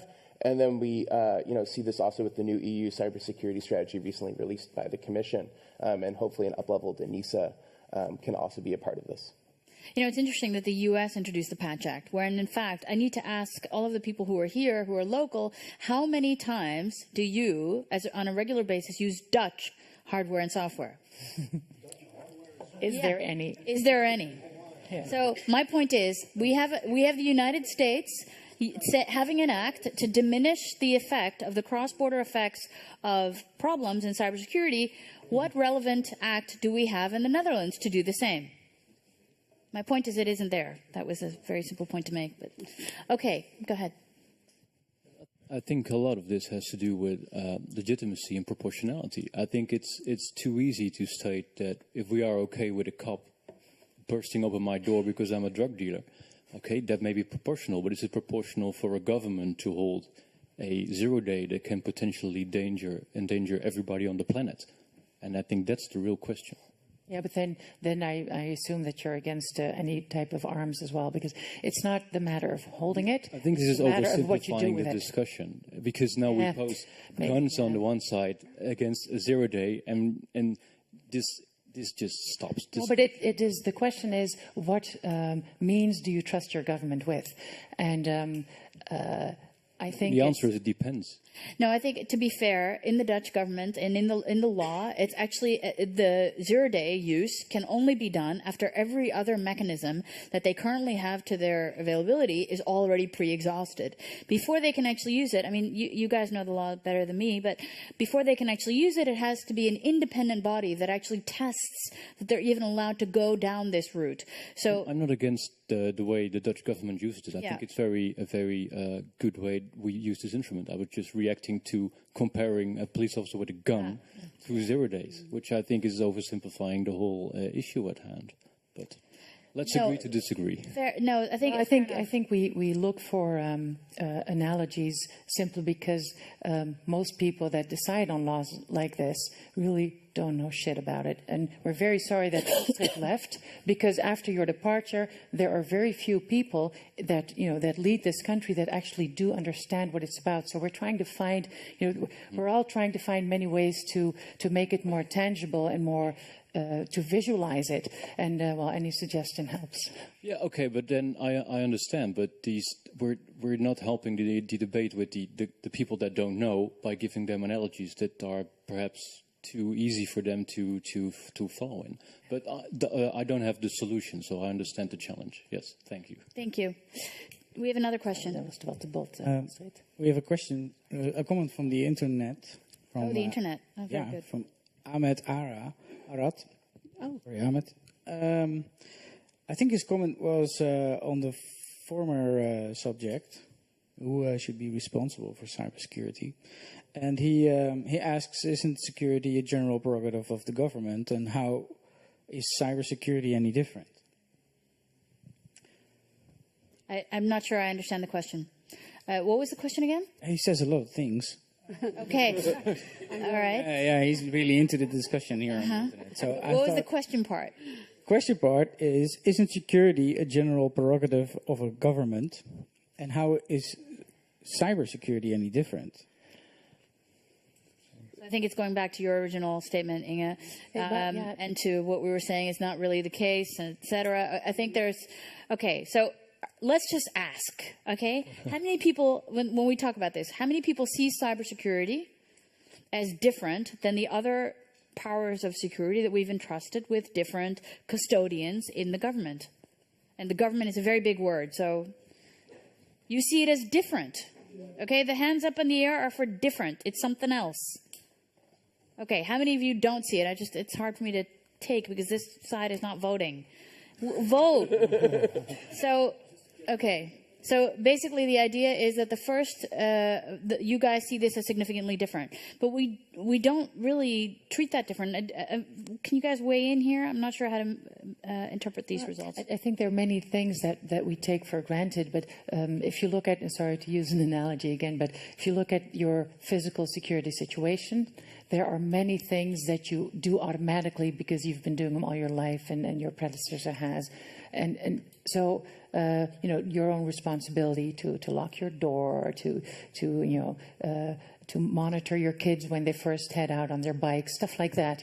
But we're all used to that. And the thing here is that it's new, so we have to, we have to be. And I totally agree with that. We have to make sure that we keep this debate alive, so we set the standard every time, again, when there are new technologies and new events, and we have to come together and set the standard and make explicit what we think our own responsibility is and that of government. And of course, it's not a black and white situation, but it's something that evolves, and it only evolves if you discuss it out in the open. Okay, I'm going to go to the fourth statement on this. Can we go to the next statement, please?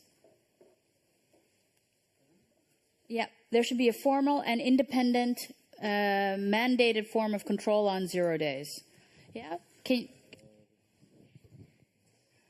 can we weigh in? There should be a formal and independent mandated form of control on 0 days.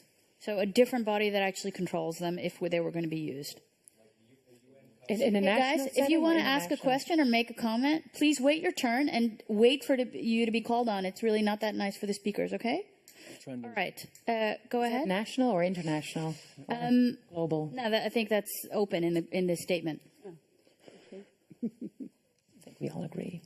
Yeah, we will agree, or no? Yeah, is it possible? I think whether you're doing this on a national or international level or even regional levels is sort of, you have different challenges associated with the implementation at any level. I think where I come down is again on that question of sort of robust, accountable, and transparent processes. I think that those need to involve more than just the sort of law enforcement and intelligence voices. So that's your sort of independent, and you're sort of in codifying them in law, your sort of formal piece. If that's what this question asks, then I would say yes. Yes, but we're talking about developing, an international agency that holds all the vulns, like. No. A terrible idea. I'm assuming that it's national in origin, because otherwise the international part of it would be highly unlikely. Yeah. So assuming that there was this national control, you all agree that there should be an independent body that's verifying the use and, yep? Okay. We've got questions. Go ahead. Yeah, there's the devil in the details. But.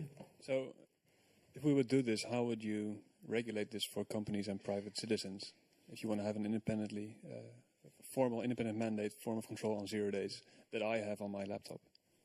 I don't think that's what they meant. No, but it is an important point, because you're going to have vendors in this space. So here I'm assuming it's for government use. I think this is a very broad statement, and I think we need to go through several rounds of scoping to sort of talk about what exactly are we talking about. And so I think we're sort of casually saying yes based on a couple of different assumptions that aren't articulated. One of those is we're talking about a control around the vulnerabilities that the government knows about, whether that's through acquisition, it's through discovery, it's through third-party reports that were made to it. We're not talking about vulnerabilities known to private citizens. No. I think we're talking about independent from whom is a question. And so, for where, Mozilla comes out on this, we would say that there needs to be people who have sort of a mandate for consumer security and for business security, that are those sort of defensive voices need to be a part of that conversation. And I think we also have the level of technical competence in the room, right? And so that's also an important piece. I think the formality is pretty clear in terms of this needs to be codified, it needs to have sort of time limits, there needs to be, procedure and so forth in place. But we're sort of dealing with the government side of the equation. But the thing is, do you think a government doing this would create a disadvantage for itself over a government that doesn't do this? I think governments around the world have an interest in making their citizens and their businesses and their country as secure as possible. I think generally that is enabled by reducing attack surfaces and making infrastructure as secure as possible. And I think that part of that is disclosing vulnerabilities promptly to affected stakeholders.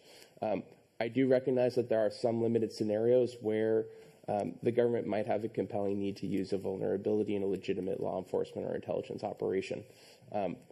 Again, I think we need to have process around that, and we want to make sure that there's a really good reason that, as Jaya was saying earlier, that all the other sort of options have been exhausted.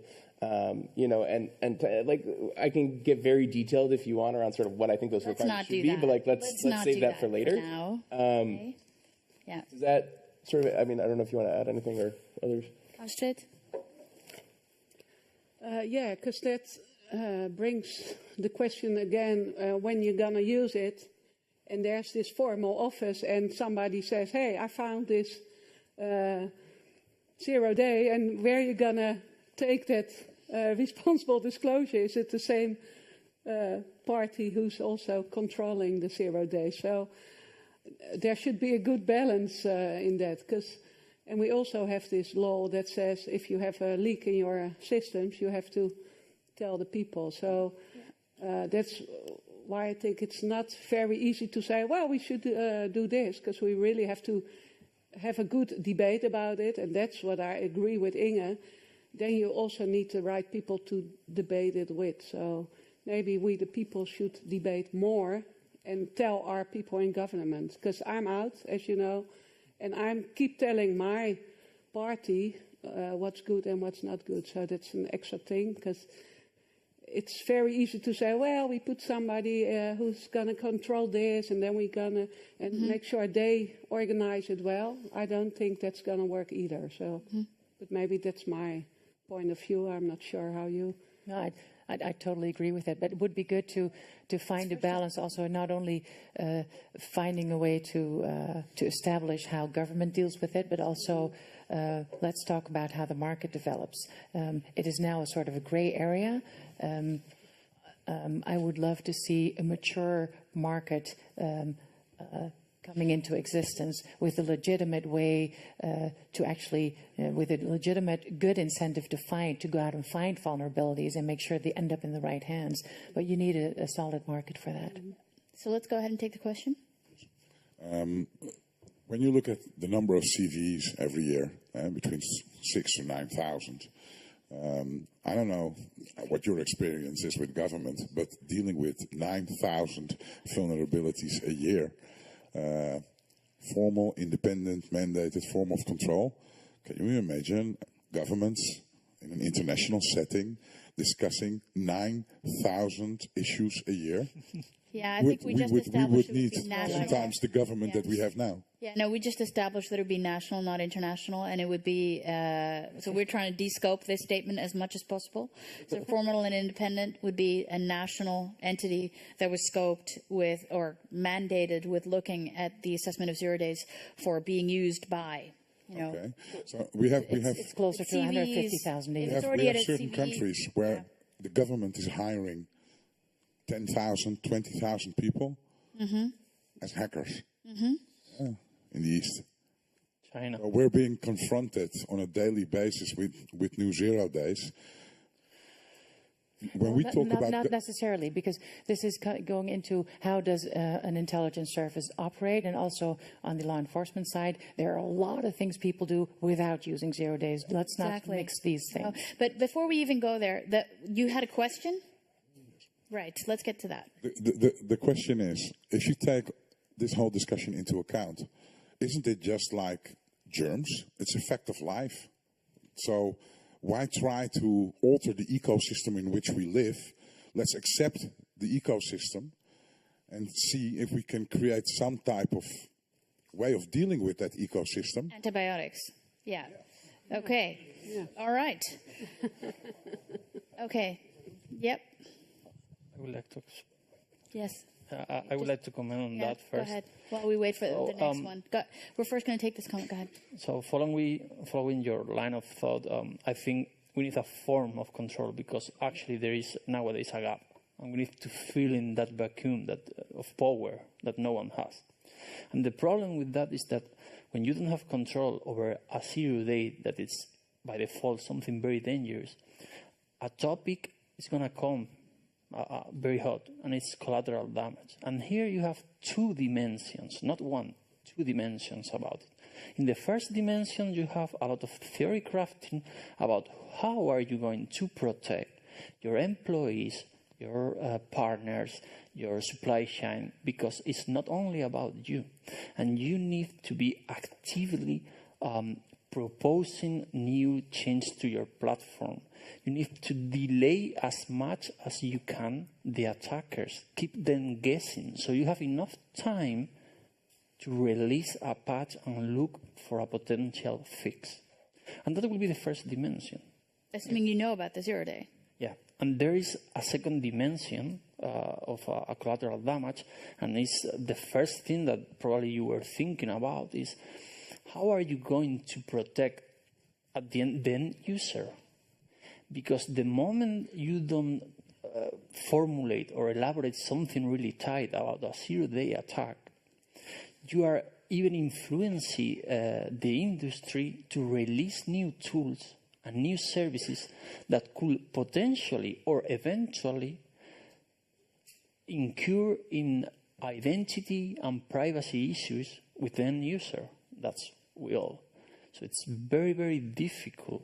But if you just left everything unaddressed, you're going to have an issue later on. Yeah, thank you, Alvaro. We have a question. I'm just going to take the question and then we go. Yeah. Maybe this is an easy question to answer. Before 0 day, we have also a lawful interception possibility. Why doesn't government do something more about it, making more smarter lawful interception, rather than making use of 0 days, which are more dangerous? This is assuming that the traffic is encrypted, that lawful intercept just captures encrypted traffic, and that this is a secure target which doesn't allow for other types of easy surveillance mechanisms and options that are already open to government. But I'm taking thunder. So no, that's exactly the way it works. And well, you've been in lawful interception ages yourself, and I've enjoyed the fruits of it for ages as well. And that's exactly how it works, because also the means of interception is also subject to proportionality and subsidiarity, obviously. So when that is depleted, then they would like to refer to the use of 0 days. And maybe it's good to know that in the Dutch situation, the estimate of the actual use is as follows: about 70% of cases where police would like to enter, they can actually use other means and do not use any. Actually, 70% is a sticky note on a computer that was found in a search that says the password, but they're not allowed to use now, because using a password that somebody didn't voluntarily give to you is already considered hacking for the law. 70% of cases is this. Then there's another about 20% that involves more technical skills of actually penetrating a network or somebody's an end user. And then we have a combination of that with physical access, breaking into somebody's house and placing something. And then there's probably about maybe 1 or 2% left, in which case the government wants to consider the use of 0 days. So it is a very layered system, and once the law becomes effective, if it does, the expectation is that they'll probably use about, 3 or 4 in a year, also because they can't afford anymore. Mm-hmm. So one thing, though, where I think we generally agree that there needs to be an exhaustion standard, right? Like that you need to have tried sort of everything else before you're allowed to get to considering use of a 0 day. And I think that we probably, on an international level, could consider better articulation of sort of what exhaustion means. Like, what are the other methods? So for example, your, alleged terrorist might be using an end-to-end encrypted communication, but the metadata is unencrypted, and that is also, I would argue, super important and valuable information. And a lot of times, that can be that'll be enough, right, for where the government's legitimate purpose is. And so I think that in addition to sort of more training around sort of what are the modern and sort of investigative techniques for especially the police level, right? I think sort of talking about like what really constitutes exhaustion is probably something we could articulate better. I do think that while it might be a small number of cases that sort of end up using an exploit, my question is around what are the vulnerabilities that the government learns about, which is a different number. And so I think that, and the responsibility of government is about what they learn about. Similarly, and that's why I would say we have different buckets of policy around acquisition, disclosure, and exploitation. Exactly. Yeah, it's a good division. Yeah. Victor, you wanted to say something? So to come back to the question that's before, it's like to keep the internet healthy, you need a good immune system. And the best way to kickstart the immune system is using antibiotics by legislation or push from the government. And if you now listen, the most attacks are successfully 70% using known vulnerabilities. Most of them are human and human-made errors or configuration errors or vulnerabilities that are stacking up every year. If you follow the CVE database, it's almost getting too easy. So the question is how much governments are going to rely on really expensive 0 days to get to their target. I think, and they still use a lot of known vulnerabilities. And if we want the internet to make safer, we have to start addressing these first. It's nice to start attacking those little 0 days that are hiding here and there. But there's so much vulnerability out there that at this moment our internet is still in danger of getting really terminal sick. I think that is a really, really valid and very important message. We are fundamentally screwed without the use of 0 days. Yeah, so it just makes. Yeah, I think we all want to weigh in, but I've got hands up in the audience. So, all right, go ahead. Excellent point to start off with. Because then coming back to the role of the government, if it is really that few used, I would look at the government, please protect me, get rid of these 0 days, because you're going to use them anyway, and or don't need them. I'd be way happier with a government that would say, I have a 0 day, and I'm going to disclose it, I'm going to have it fixed, because that is what I look at the government for, to protect That's me. what they'll do, yeah, in the law. So. No, that's not what they said. Yes, it is. Read the law. It's in there. What they say is, that we can go wait until we can read use it first, and then it's, make your call. I don't want them to wait, because what I hear is that to read the law first. Yeah. Because it's in there. Okay, I want to give a notion. So law enforcement in this country is already reaching out to hackers from be careful, there's a new law coming in the first chambers. When that goes through, we want to start reporting vulnerabilities. Please teach us how. So that is a message of hope, for at least for us. So there is a will. Now we have to create a way. And to be fair, there really is a lot of investment done to try to do this the correct way in the Netherlands and to learn from places where, stuff like this isn't mandated by law. It isn't really set up. It isn't clear what happens to a vulnerability when found and how it's used and where it goes after that. So there are some better things that we've done here in the Netherlands. There was another, go ahead. There was an internet-based question. Yeah. Okay.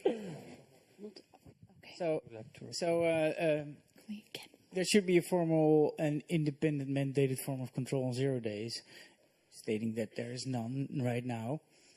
But if we look at WannaCry, for example, WannaCry was discovered in 2013, and we all know about it because shadow brokers made it public in 2017. So it means there was a vulnerability in our systems for 4 years that we didn't know of. So there is some form of control on these 0 days because the NSA or whoever it was sitting on it, and they didn't make it public. So with all the CVEs that are disclosed every year, is there really a problem? Are we talking about right now? Because there is control. It's not independent and mandated, but... Well, there is no control, because if you lose your toolkit or your armors, your weapons, and you're not, reporting, be careful, this is out there, then you're a bad householder, right? So you're not doing your job. So for that, there should be legislation. If an agency accidentally give weapons to the public, then is that really what happened? Let's talk about that for a minute. How did these things get lost? I mean, it's hard to kind of, I dropped all my 0 days. So where did they go? There's been a report on this, right? So let's talk about the report for a minute. Okay, so what reportedly happened, right, is that an NSA agent left their exploits out onto a public server, and then very quickly thereafter reported to their supervisors that this mistake happened. And NSA reportedly chose to leave those tools out there up on a public server waiting to be discovered and saying, well, it would be interesting to see who comes along, now wouldn't it? Now, this makes sense. Guys, again, we can wait, hold on. So this was the one. This is the reason why Kaspersky's banned. This was the home user. It's That's the actually same. a different incident. Okay, so how many times can they lose? How many 0 days? contractors All have been no. compromised in the NSA? Great question. No, No but- one has the answer. But on the Wall Street Journal article, and then subsequently by Kim Zetter on Twitter, the speculation is it's one and the same contractor. So there is a American national of Vietnamese descent, is what I understand, who was I don't know why I know this in detail, but it's just the case, okay? All right. So who apparently was the person who dropped the files in the original machine, and then also on his home, he took the tools home, and on his home machine was using Kaspersky antivirus. Why not? It's the best antivirus. And then subsequently managed to get hacked, and the assumption was that it was done by Kaspersky, who then flagged like, hey, this looks like a 0 day. Oh, wait a minute. And then apparently the Russian government got wind of that and used it for their own purposes, theoretically. So I think Probably never know. WAPO reported on a separate incident that led to a different trove of tools. Oh, WAPO, not WSJ. Okay. No, you're correct in the Wall Street Journal? Wall Street Journal reporting on the Kaspersky incident. There was a separate incident that I was referring to around the shadow brokers where, anyway, doesn't matter. Point is, the NSA knew that the tools had been compromised and didn't immediately inform the affected company. That's the important part of this story. And I think where we need to look at sort of what is the responsibility of the government here. And I think there's also an interesting sort of difference between Microsoft and Cisco when it comes to the shadow brokers leaks, right? I think on Microsoft, it appears that the NSA actually did tell Microsoft at a certain point. So Microsoft was able to develop a patch, which is why WannaCry wasn't nearly as bad as it could have been. I think WannaCry was bad for a lot of people, and I think the dollar figures do not reflect well the sort of level of disruption that WannaCry, in terms of the daily lives of people, hospitals, businesses, even government agencies. But at the end of the day, WannaCry had a patch, right? And like that makes all the difference. If you look at Cisco, there was an exploit leaked by the shadow brokers of Cisco firewalls. Now, Cisco doesn't, in that regard, make an end user product, right? This is an enterprise product that ultimately, at the end of the day, is protecting tens of millions of people. That was a true 0 day vulnerability. They had no idea about this exploit before they read about it in the paper. Right, and then they had to go to a full, scale response to try and rapidly develop a patch while that was already being weaponized and used out in the wild. Now, again, that's affecting, enterprise customers, and so you're not going to get as many headlines off of that. But in terms of the number of people affected, I would argue that's potentially worse. That's a really good point. And this actually brings me to my next point up on the screen. So you talked about the hospitals that were affected. During WannaCry, you guys saw it started with Telefonica, and then if you were reading the Twitter feeds, immediately there was this report of NHS and 11 different hospitals also having issues of sustaining like the radiology department, life support systems. How many of you remember this? Anybody watch this on Twitter? Okay. So the clue was that initially we didn't know that there was a link between these two things, between Telefonica and the NHS. We just didn't know. And it was a strange link to make. But it was only after that, we figured out, hey, hold on a second. A lot of these hospital systems who also don't have firewalls in between them and their critical systems, so that there's already something to talk about with them.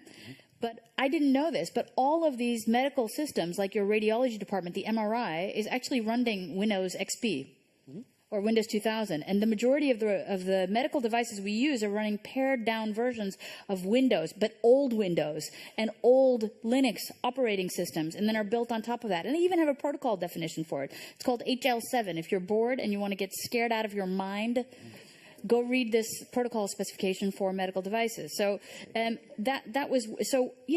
this is true, if when we have this kind of stuff happen, it affects the most vulnerable parts of our critical infrastructure, should we allow the export of this vulnerability information, allow this kind of stuff to happen in the wild, taking the chance that it will actually cause havoc on this little tiny vulnerable piece? Yes. I want to comment on that because first question you need to ask yourself is what are you going to use the vulnerability for? Are you going to use it for attack someone? Because that's a gray area and actually could be very harmful. Or are you going to use it to defend yourself? Because that will be somehow legit to do it. But Then there are a lot of new technologies that are coming, like, for example, deception technologies, that will allow you to collect all the data from an attacker in a virtual environment and trace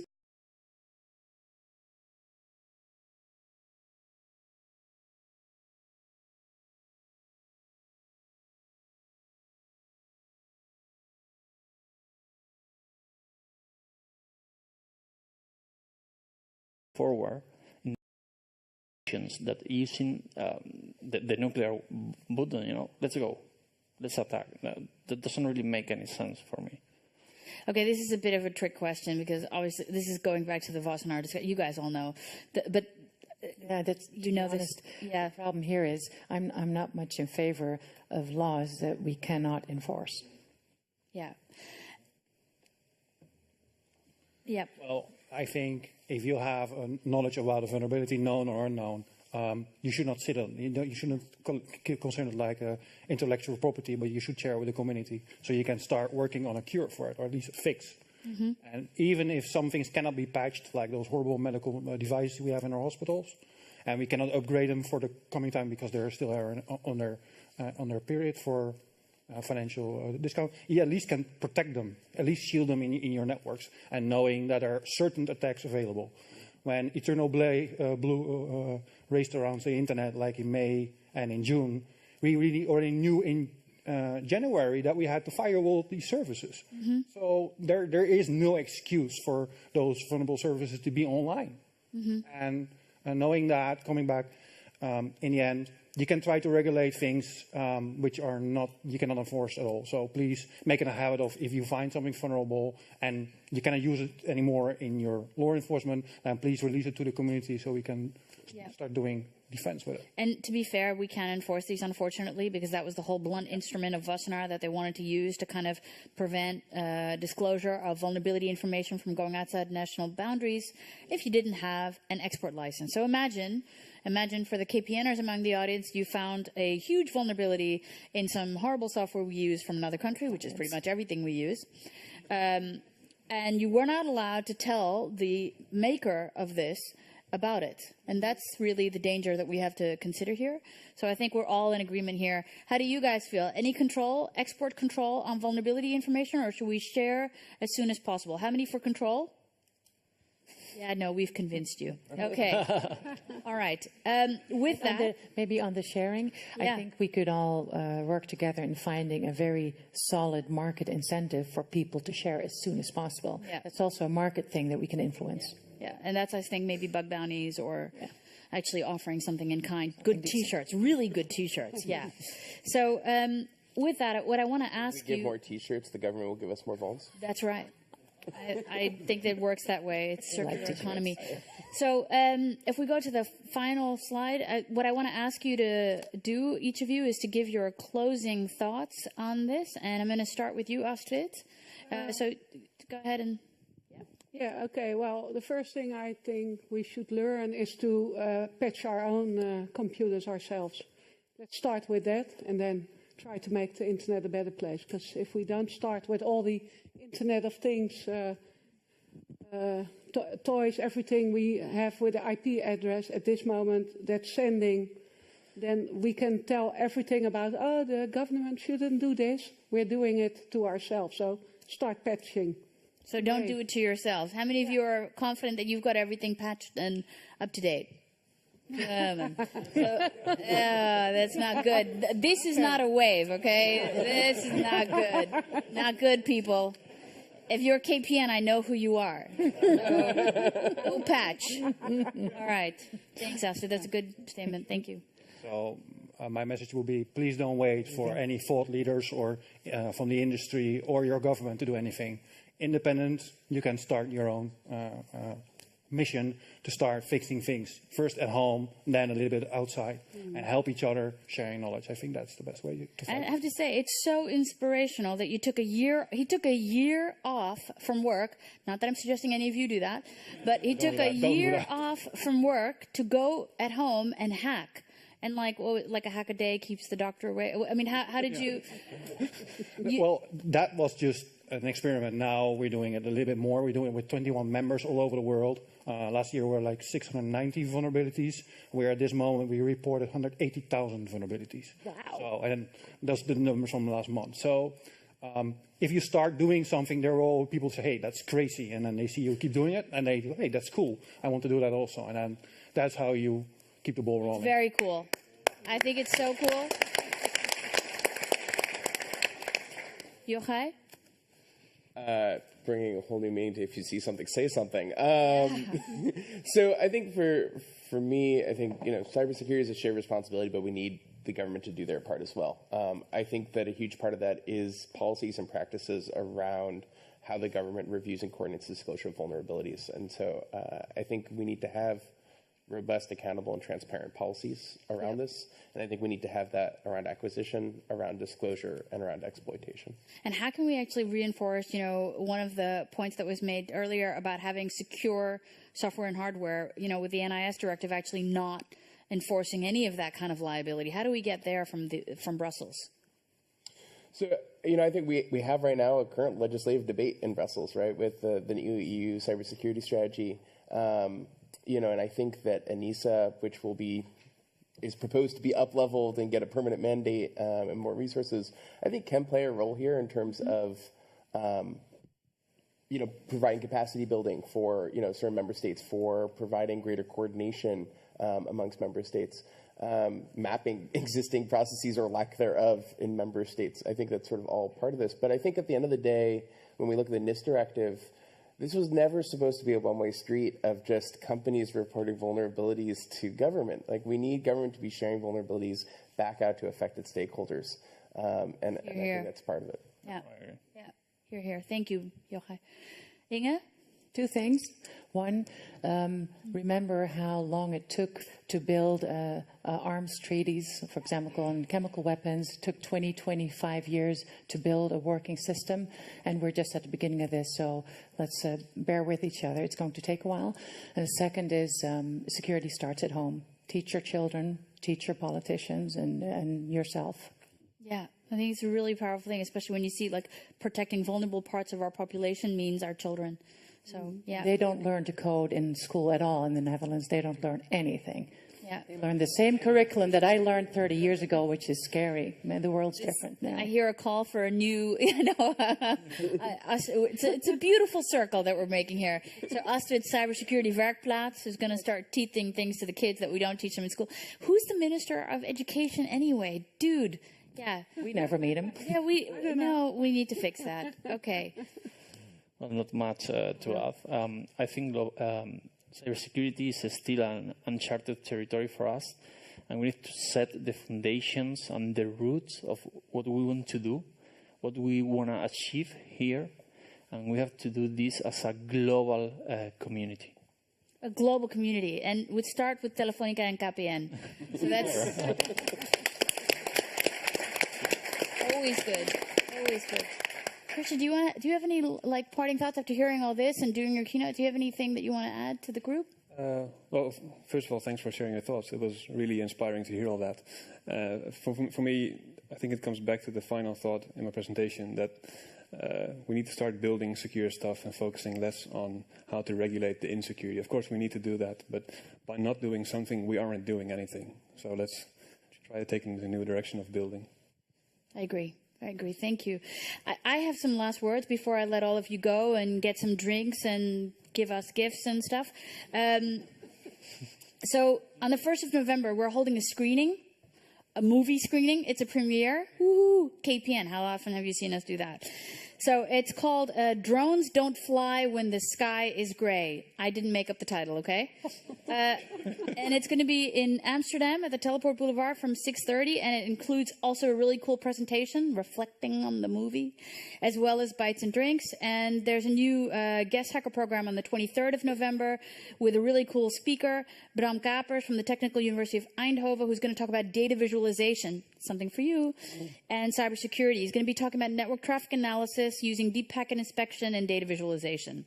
All kinds of evil stuff. really neat stuff, okay? So if you're there for the 1st of November and 23rd of November, make sure you put that in your calendars, and you get CPE, you know, continuing professional education points for this. So there is a sign-up desk that you can go and get your points at, okay? So I'm glad you stayed till the end to get your points. So I would like to thank you, and I'd really like to thank our speakers, because this is not an easy subject, and it's very easy to go into the polemical do or don't do. It's much more difficult to understand the shades of gray. So thank you all for taking that time, and for our panelists for showing their knowledge. Thank you so much. And with that, I'd like to invite you to come and join me for a drink. Yep. Thank you. A pleasure, guys. That was great. I think it was very good.